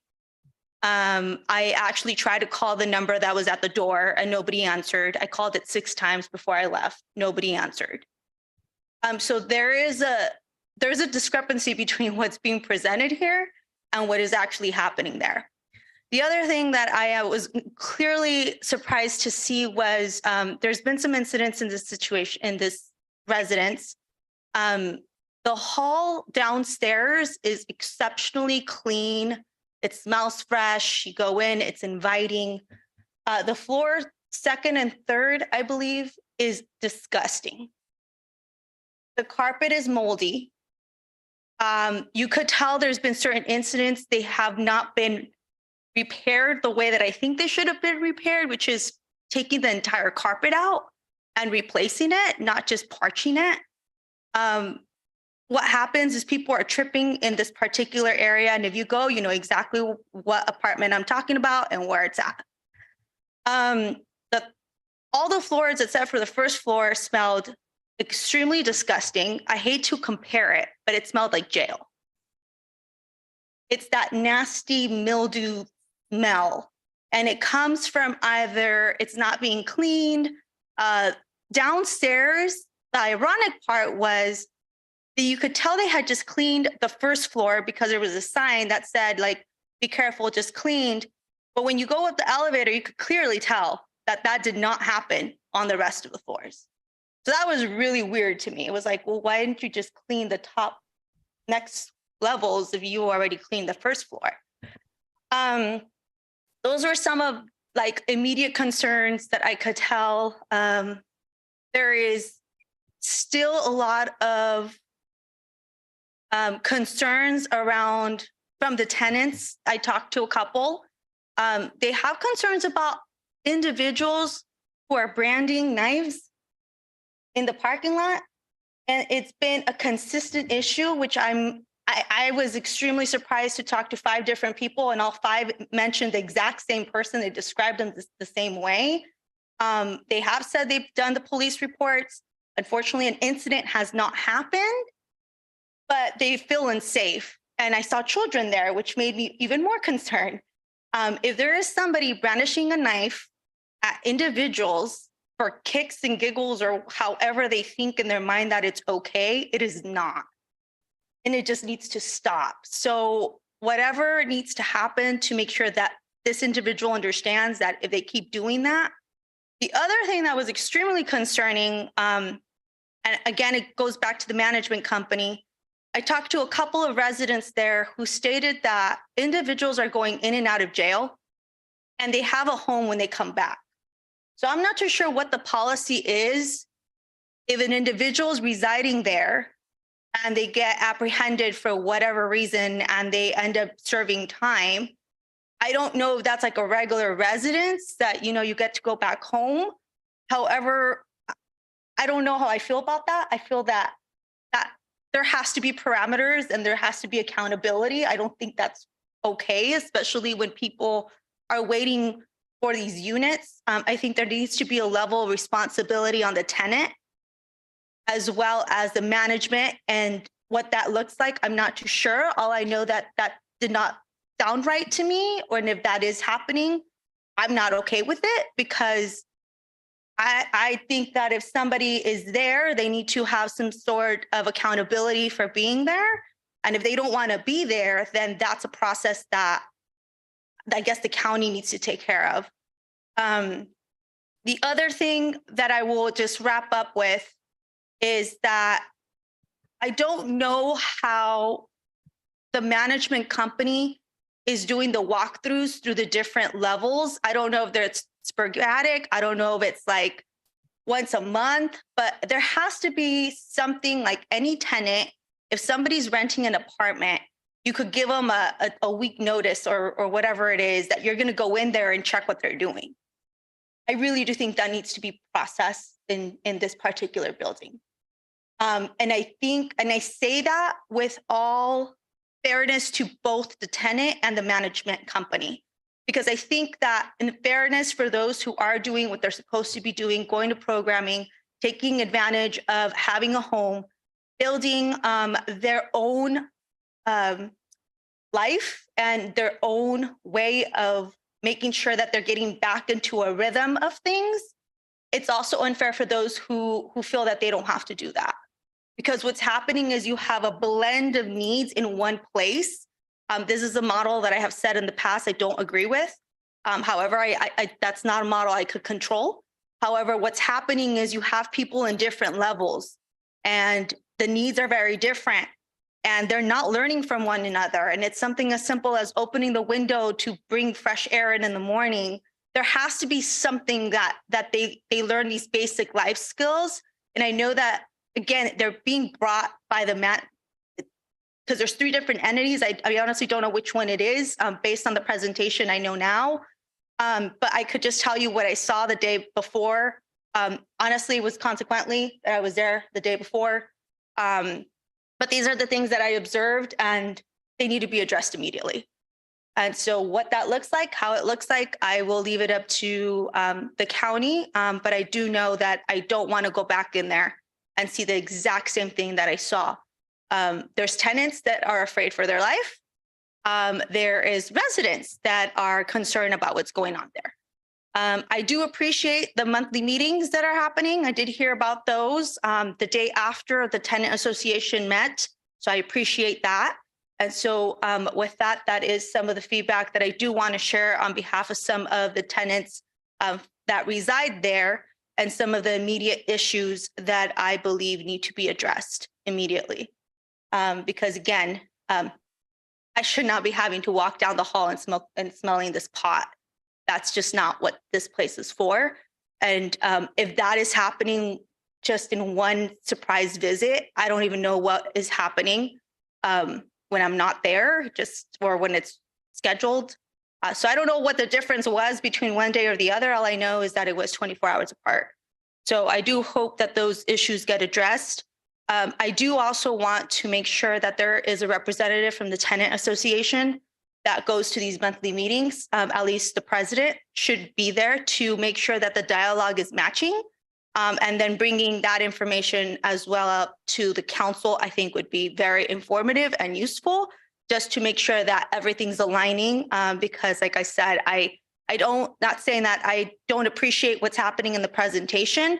I'm just finding it a little bit uncomfortable right now because that's not what I observed the day before of that scheduled sites observation. So with that, I thank you so much, Mayor, for the time, and thank you, staff, for everything that you guys are doing. And we do appreciate the partnership, and I do believe that it's going to get better. Thank you. Any further? Oh, yes, there he is. There it is. The request, right as I spoke. Councilmember Evelyn Shua with the request. Thank you. Thank you, Mayor Tran. I agree with Councilmember Dominguez about the tenant association being represented at the team, the collaboration team. And I have a question for Mr. Cersei and Ms. Fenton.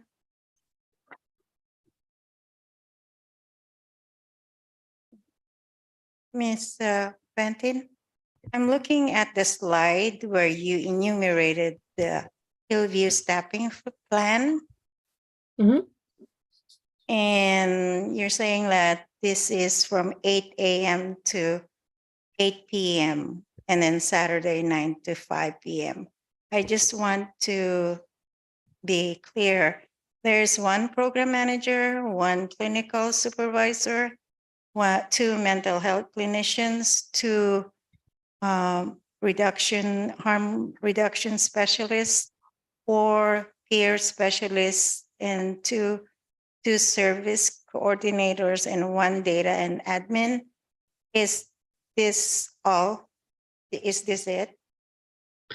Yes, and the data and admin staff, I don't know that they're not there the same hours necessarily, but yeah, that is our staffing configuration.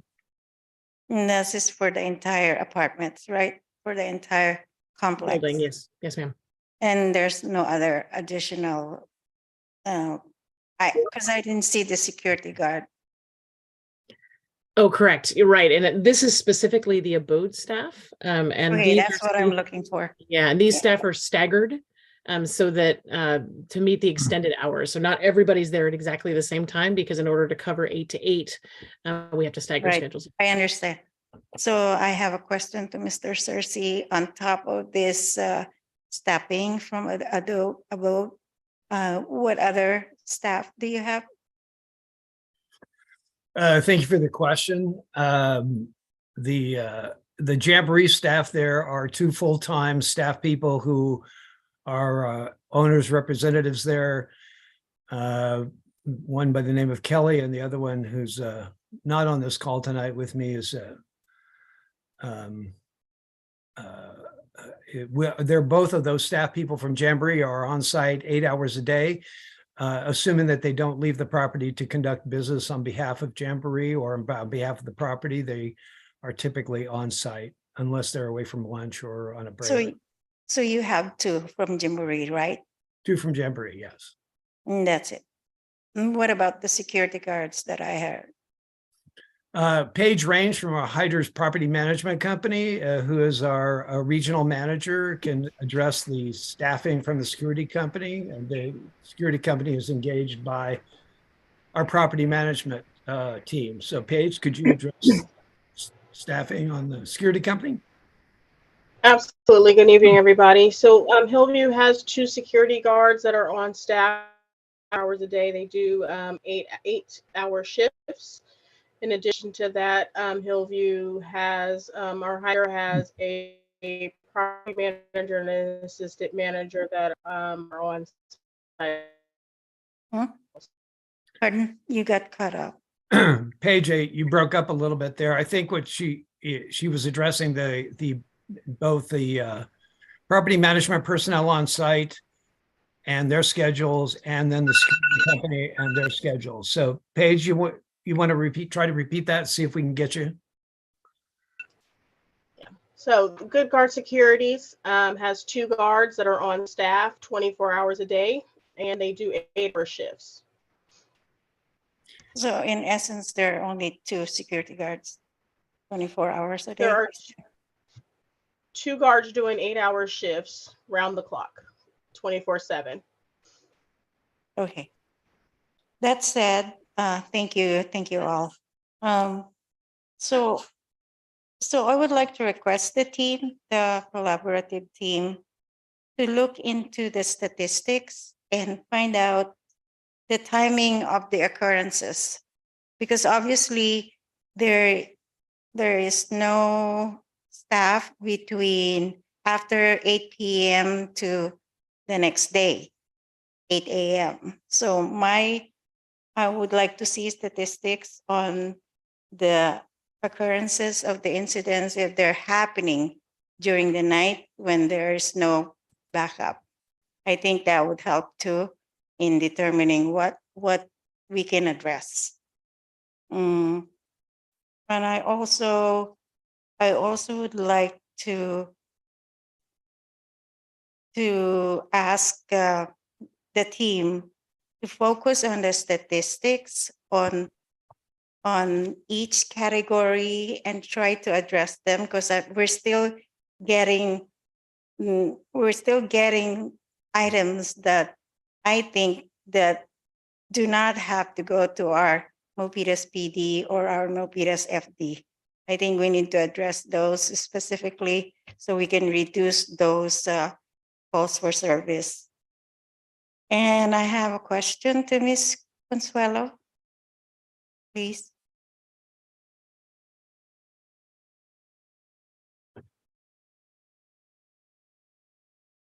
Sorry about that, Councilmember Chua. Please go ahead. Thank you, Ms. Hernandez.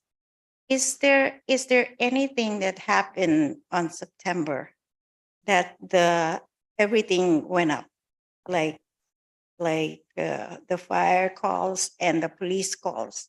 There must have been some issues that we don't know about. I think that's something to need to be explored so it does not happen again, or we can prevent. Do you know offhand right now? Do you know what happened during those months that just the calls just just went up so high? I do not, council member. I would defer to the public safety staff. Now that we're hosting our biweekly meetings, Captain Miller and others have been really great about sharing data that I think goes to your recommendation, which is how do we narrow down those calls for service and really understand what time are they happening? What are the incidents? Are there certain units that we're seeing more activity come from that? I think your suggestions are very much in line with what that group is doing on a biweekly basis. Right, because they won't know. What I'm trying to link is, like you said, there's 98% retention of residents, if that's correct. And so I could see that there's no variation in residency. And why is it that those months are just, the incidents are so high? So that I leave to the collaboration team to find out and maybe address them and find out some solutions. That's where I'm coming from. Thank you, Councilmember. Miss. Yes. We can definitely add that to our next update and make sure Captain Miller and George, just to make sure that we agendize that for the biweekly calls. And also the timing of the occurrences. If these occurrences are happening during the time when there's no staff, then maybe we can look into that and address that as well. So that's all I have. Thank you all, and thank you, Mayor. You're welcome, Councilmember Chua. Yeah, definitely. Let's go to a virtual raised hand here. Lisa Reeve. I know we had some connection issues earlier through the Zoom, a hybrid function. Are you able to get your microphone here, Lisa Reeve?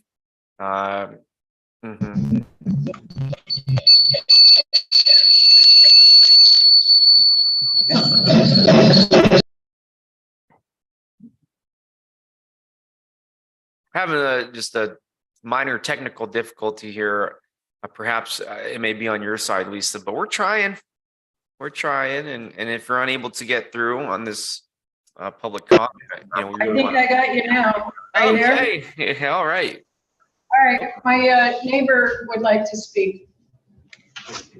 I would like to know if there's a time and a place where we could actually meet so that you can hear some of the tenants' problems or issues and so forth that are not aligning with what's being told to you guys at this point in time and properly managed.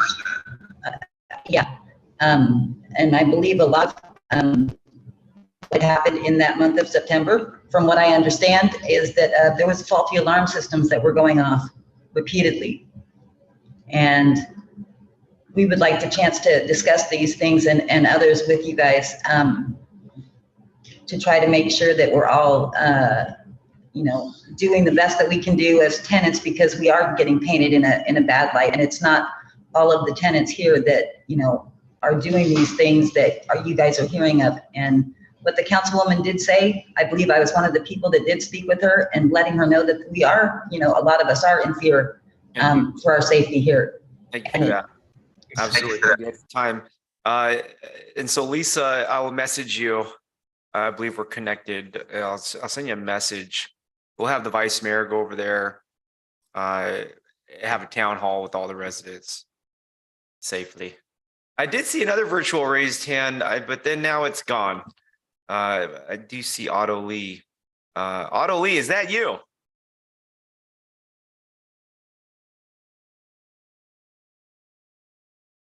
Or just get your microphone here. Hi, can you hear me now? Welcome. Hey, great to hear you. Good evening, Mayor Tran and member of council. I've been listening the whole time because I certainly want to learn as much as I can regarding the update of Hillview. Thank you for the detailed presentation today. Last week, I finally had a chance, after trying to schedule this for many months, to actually get to meet with Representative Abode, Jamboree, and also Hyder at the site. I certainly have a very good visit that was very clean and everything looked very good at the time. But certainly I'm taking very copious notes tonight of all the issues that has been also raised as well, as mentioned by Councilmember Dominguez, Councilmember Chua, and really want to get down to the issues that we have here. Some of the statistics tonight that we see, of course, is very exciting, is the fact that the call service for October seems to have a dip, and we certainly want to give credit to the biweekly meetings. So first of all, as for the letter that was sent to us on August 31st, we have certainly taken many actions since the letter is received in order to get to the bottom of all the different issues. And one of the things that I've learned asking a lot of questions that I've been able to find out and make happen is that there are these bi-weekly meetings, which I really think has been something that should have been happening months ago. But I'm so glad that it's finally happening, and that I think there are some good results being coming out of it. And I certainly want to thank Chief Hernandez and her team, and Captain Matt there, for all that good work and having the communications. Apparently, there were issues a few months back where incidents that the public safety needed the videos, for example, that was recorded, and for some reason it wasn't turnover until warrant was being served. It still wasn't turnover. I believe all those issues now being resolved, which is great, and that we have additional security cameras being installed, which is also very important. And I know they are working on making sure the angles are correct. So I am seeing a lot of good improvement coming through, which is exactly what's needed. The safety of the staff, safety of the tenants, something that I'm extremely concerned about. And I want to make sure that some of these issues raised tonight, we will absolutely have to address those through our county staff and also our contract agencies. I do want to say thank you so much, especially to Councilmember Dominguez, for your time for this issue, not just this one visit, but you've been working on this for many months. And I really want to say thank you for being there, asking these tough questions. And I do look forward to meeting the tenant association myself to get the issues firsthand, so that we could actually address these issues head on. And making sure that this will be a successful project. This is something that is very near and dear to my heart of this Home Key project. A lot of money has been spent on it, and a lot of hard work has been put in. So we really want to make this a success. The site is still not yet completely full. I believe it's only 93% occupied right now, and we do believe that there will be additional tenants coming in, but we certainly want to make sure the place is ready before we add more folks in there. So again, I just want to say thank you for the council for taking the time to work so hard on this issue, and we certainly want to work collaboratively together. And all of you have my direct contact, and I'll be happy to talk to you and do any visits that necessary to continue working on this. Thank you. Thank you, Supervisor Lee. And I allowed for you to continue commenting or speaking because you're actually representing the county that is a part of tonight's agenda item with Consuelo in the Office of Supportive Housing. So I consider your comments as actually not the public comment, but more so with the county. So in all fairness, 1 minute to each person. But again, the supervisor is with the county and they are included for tonight's agenda item as scheduled guests. I do want to say, I couldn't think of a better supervisor to have right now to work on this.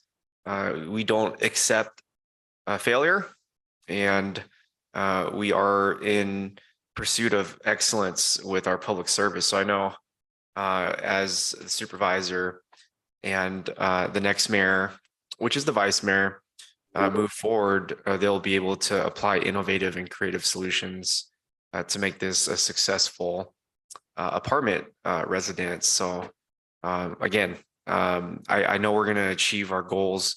Just once more to the tenants, and Lisa, we'll reach out to you. I'll message you. Carmen Montano, she'll, as the next mayor, this is a top priority to prevent crime and to really demonstrate leadership. I know the supervisor and the next mayor will just really make a huge dent into these statistics, and it'll be something to celebrate if we may. So let's go to the vice mayor, Carmen Montano. Thank you, Mayor. And thank you, Otto Lee, Supervisor Otto Lee, for contacting us.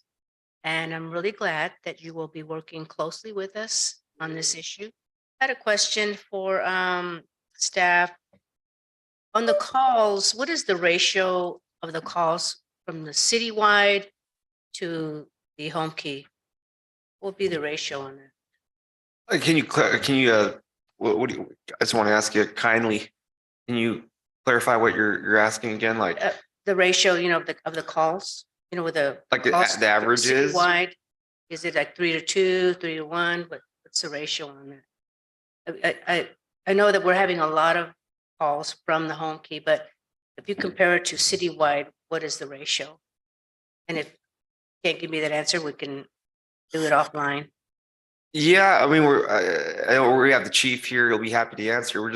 I think myself included, I'm trying to understand what kind of question, like I'm trying to understand the question. Are you asking? The demand of our police force going out to home key in comparison with the city calls, citywide.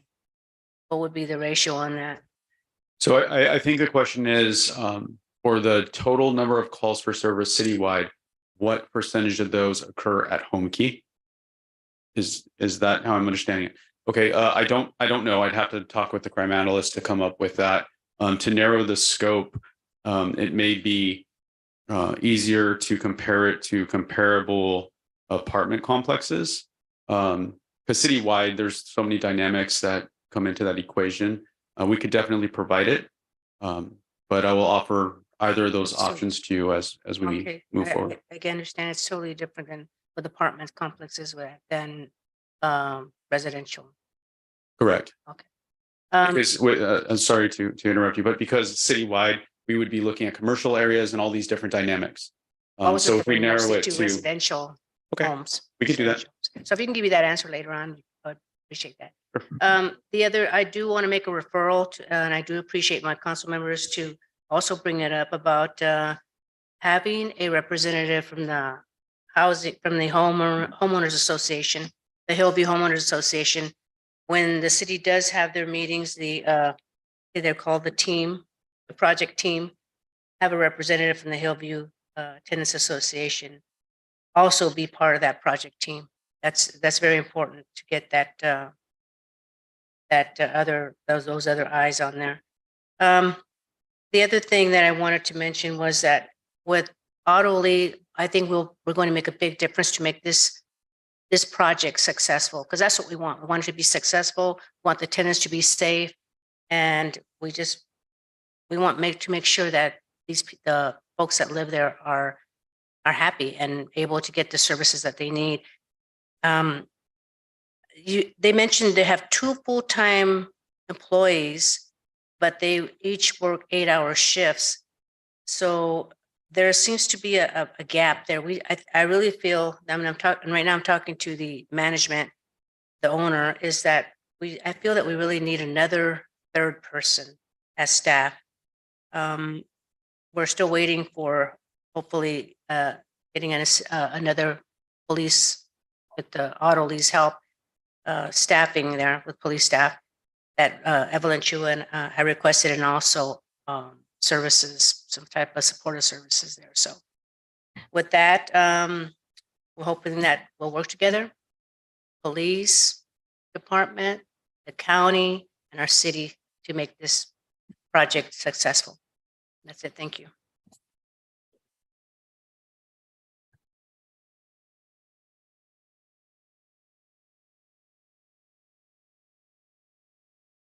Yeah, great. I know there's a lot of different ideas. Thanks, Chief.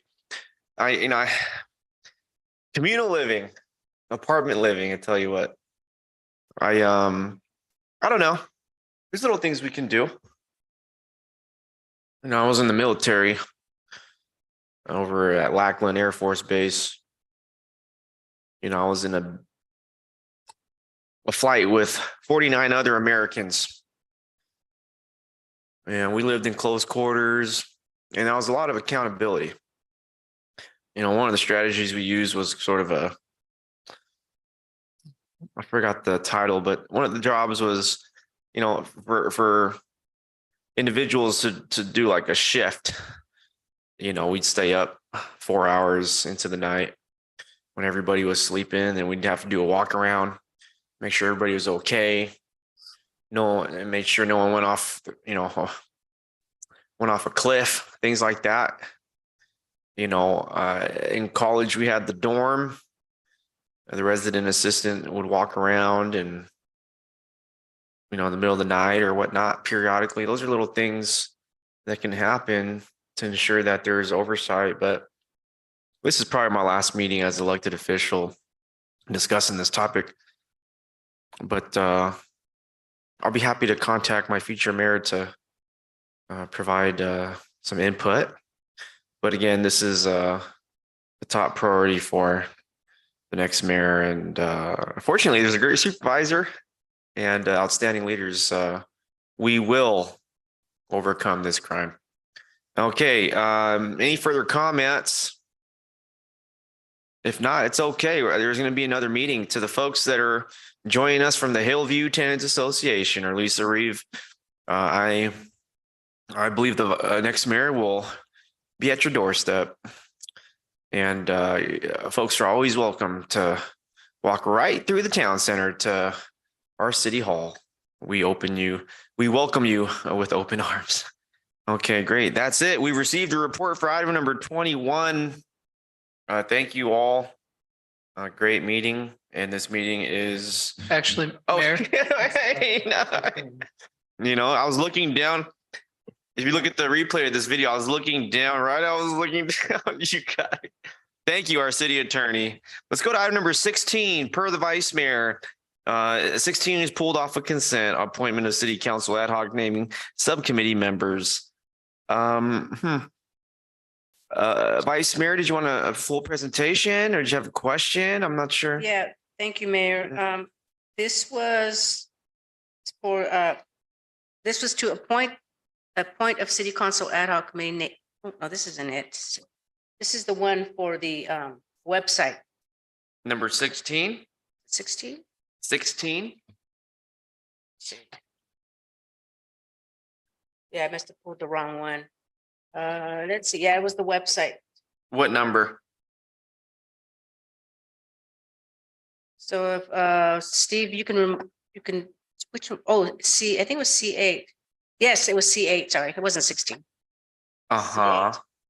So this one. Well, let me hold you there. That's already been approved, but you can ask a question. Okay, well, if that's already been approved and I inadvertently said 16, I will go ahead and make a motion to approve item 16. Is there a second? I'll go ahead and second that. We'll pause for any public comment for item number 16. Okay, see no request, none on the Zoom. We'll go to the vote. We had a motion by Vice Mayor Montano for item number 16, a second from myself. All in favor, Councilmember Chua. Aye. Councilmember Dominguez. Aye. Councilmember Fan. Aye. Vice Mayor Montano. Aye. Myself is an aye. The motion is carried. Item number 16 is approved. Thank you very much. This meeting is adjourned. So anyway, so Steve, 8 is the one that I wanted to ask a question. So you guys go through a bid process?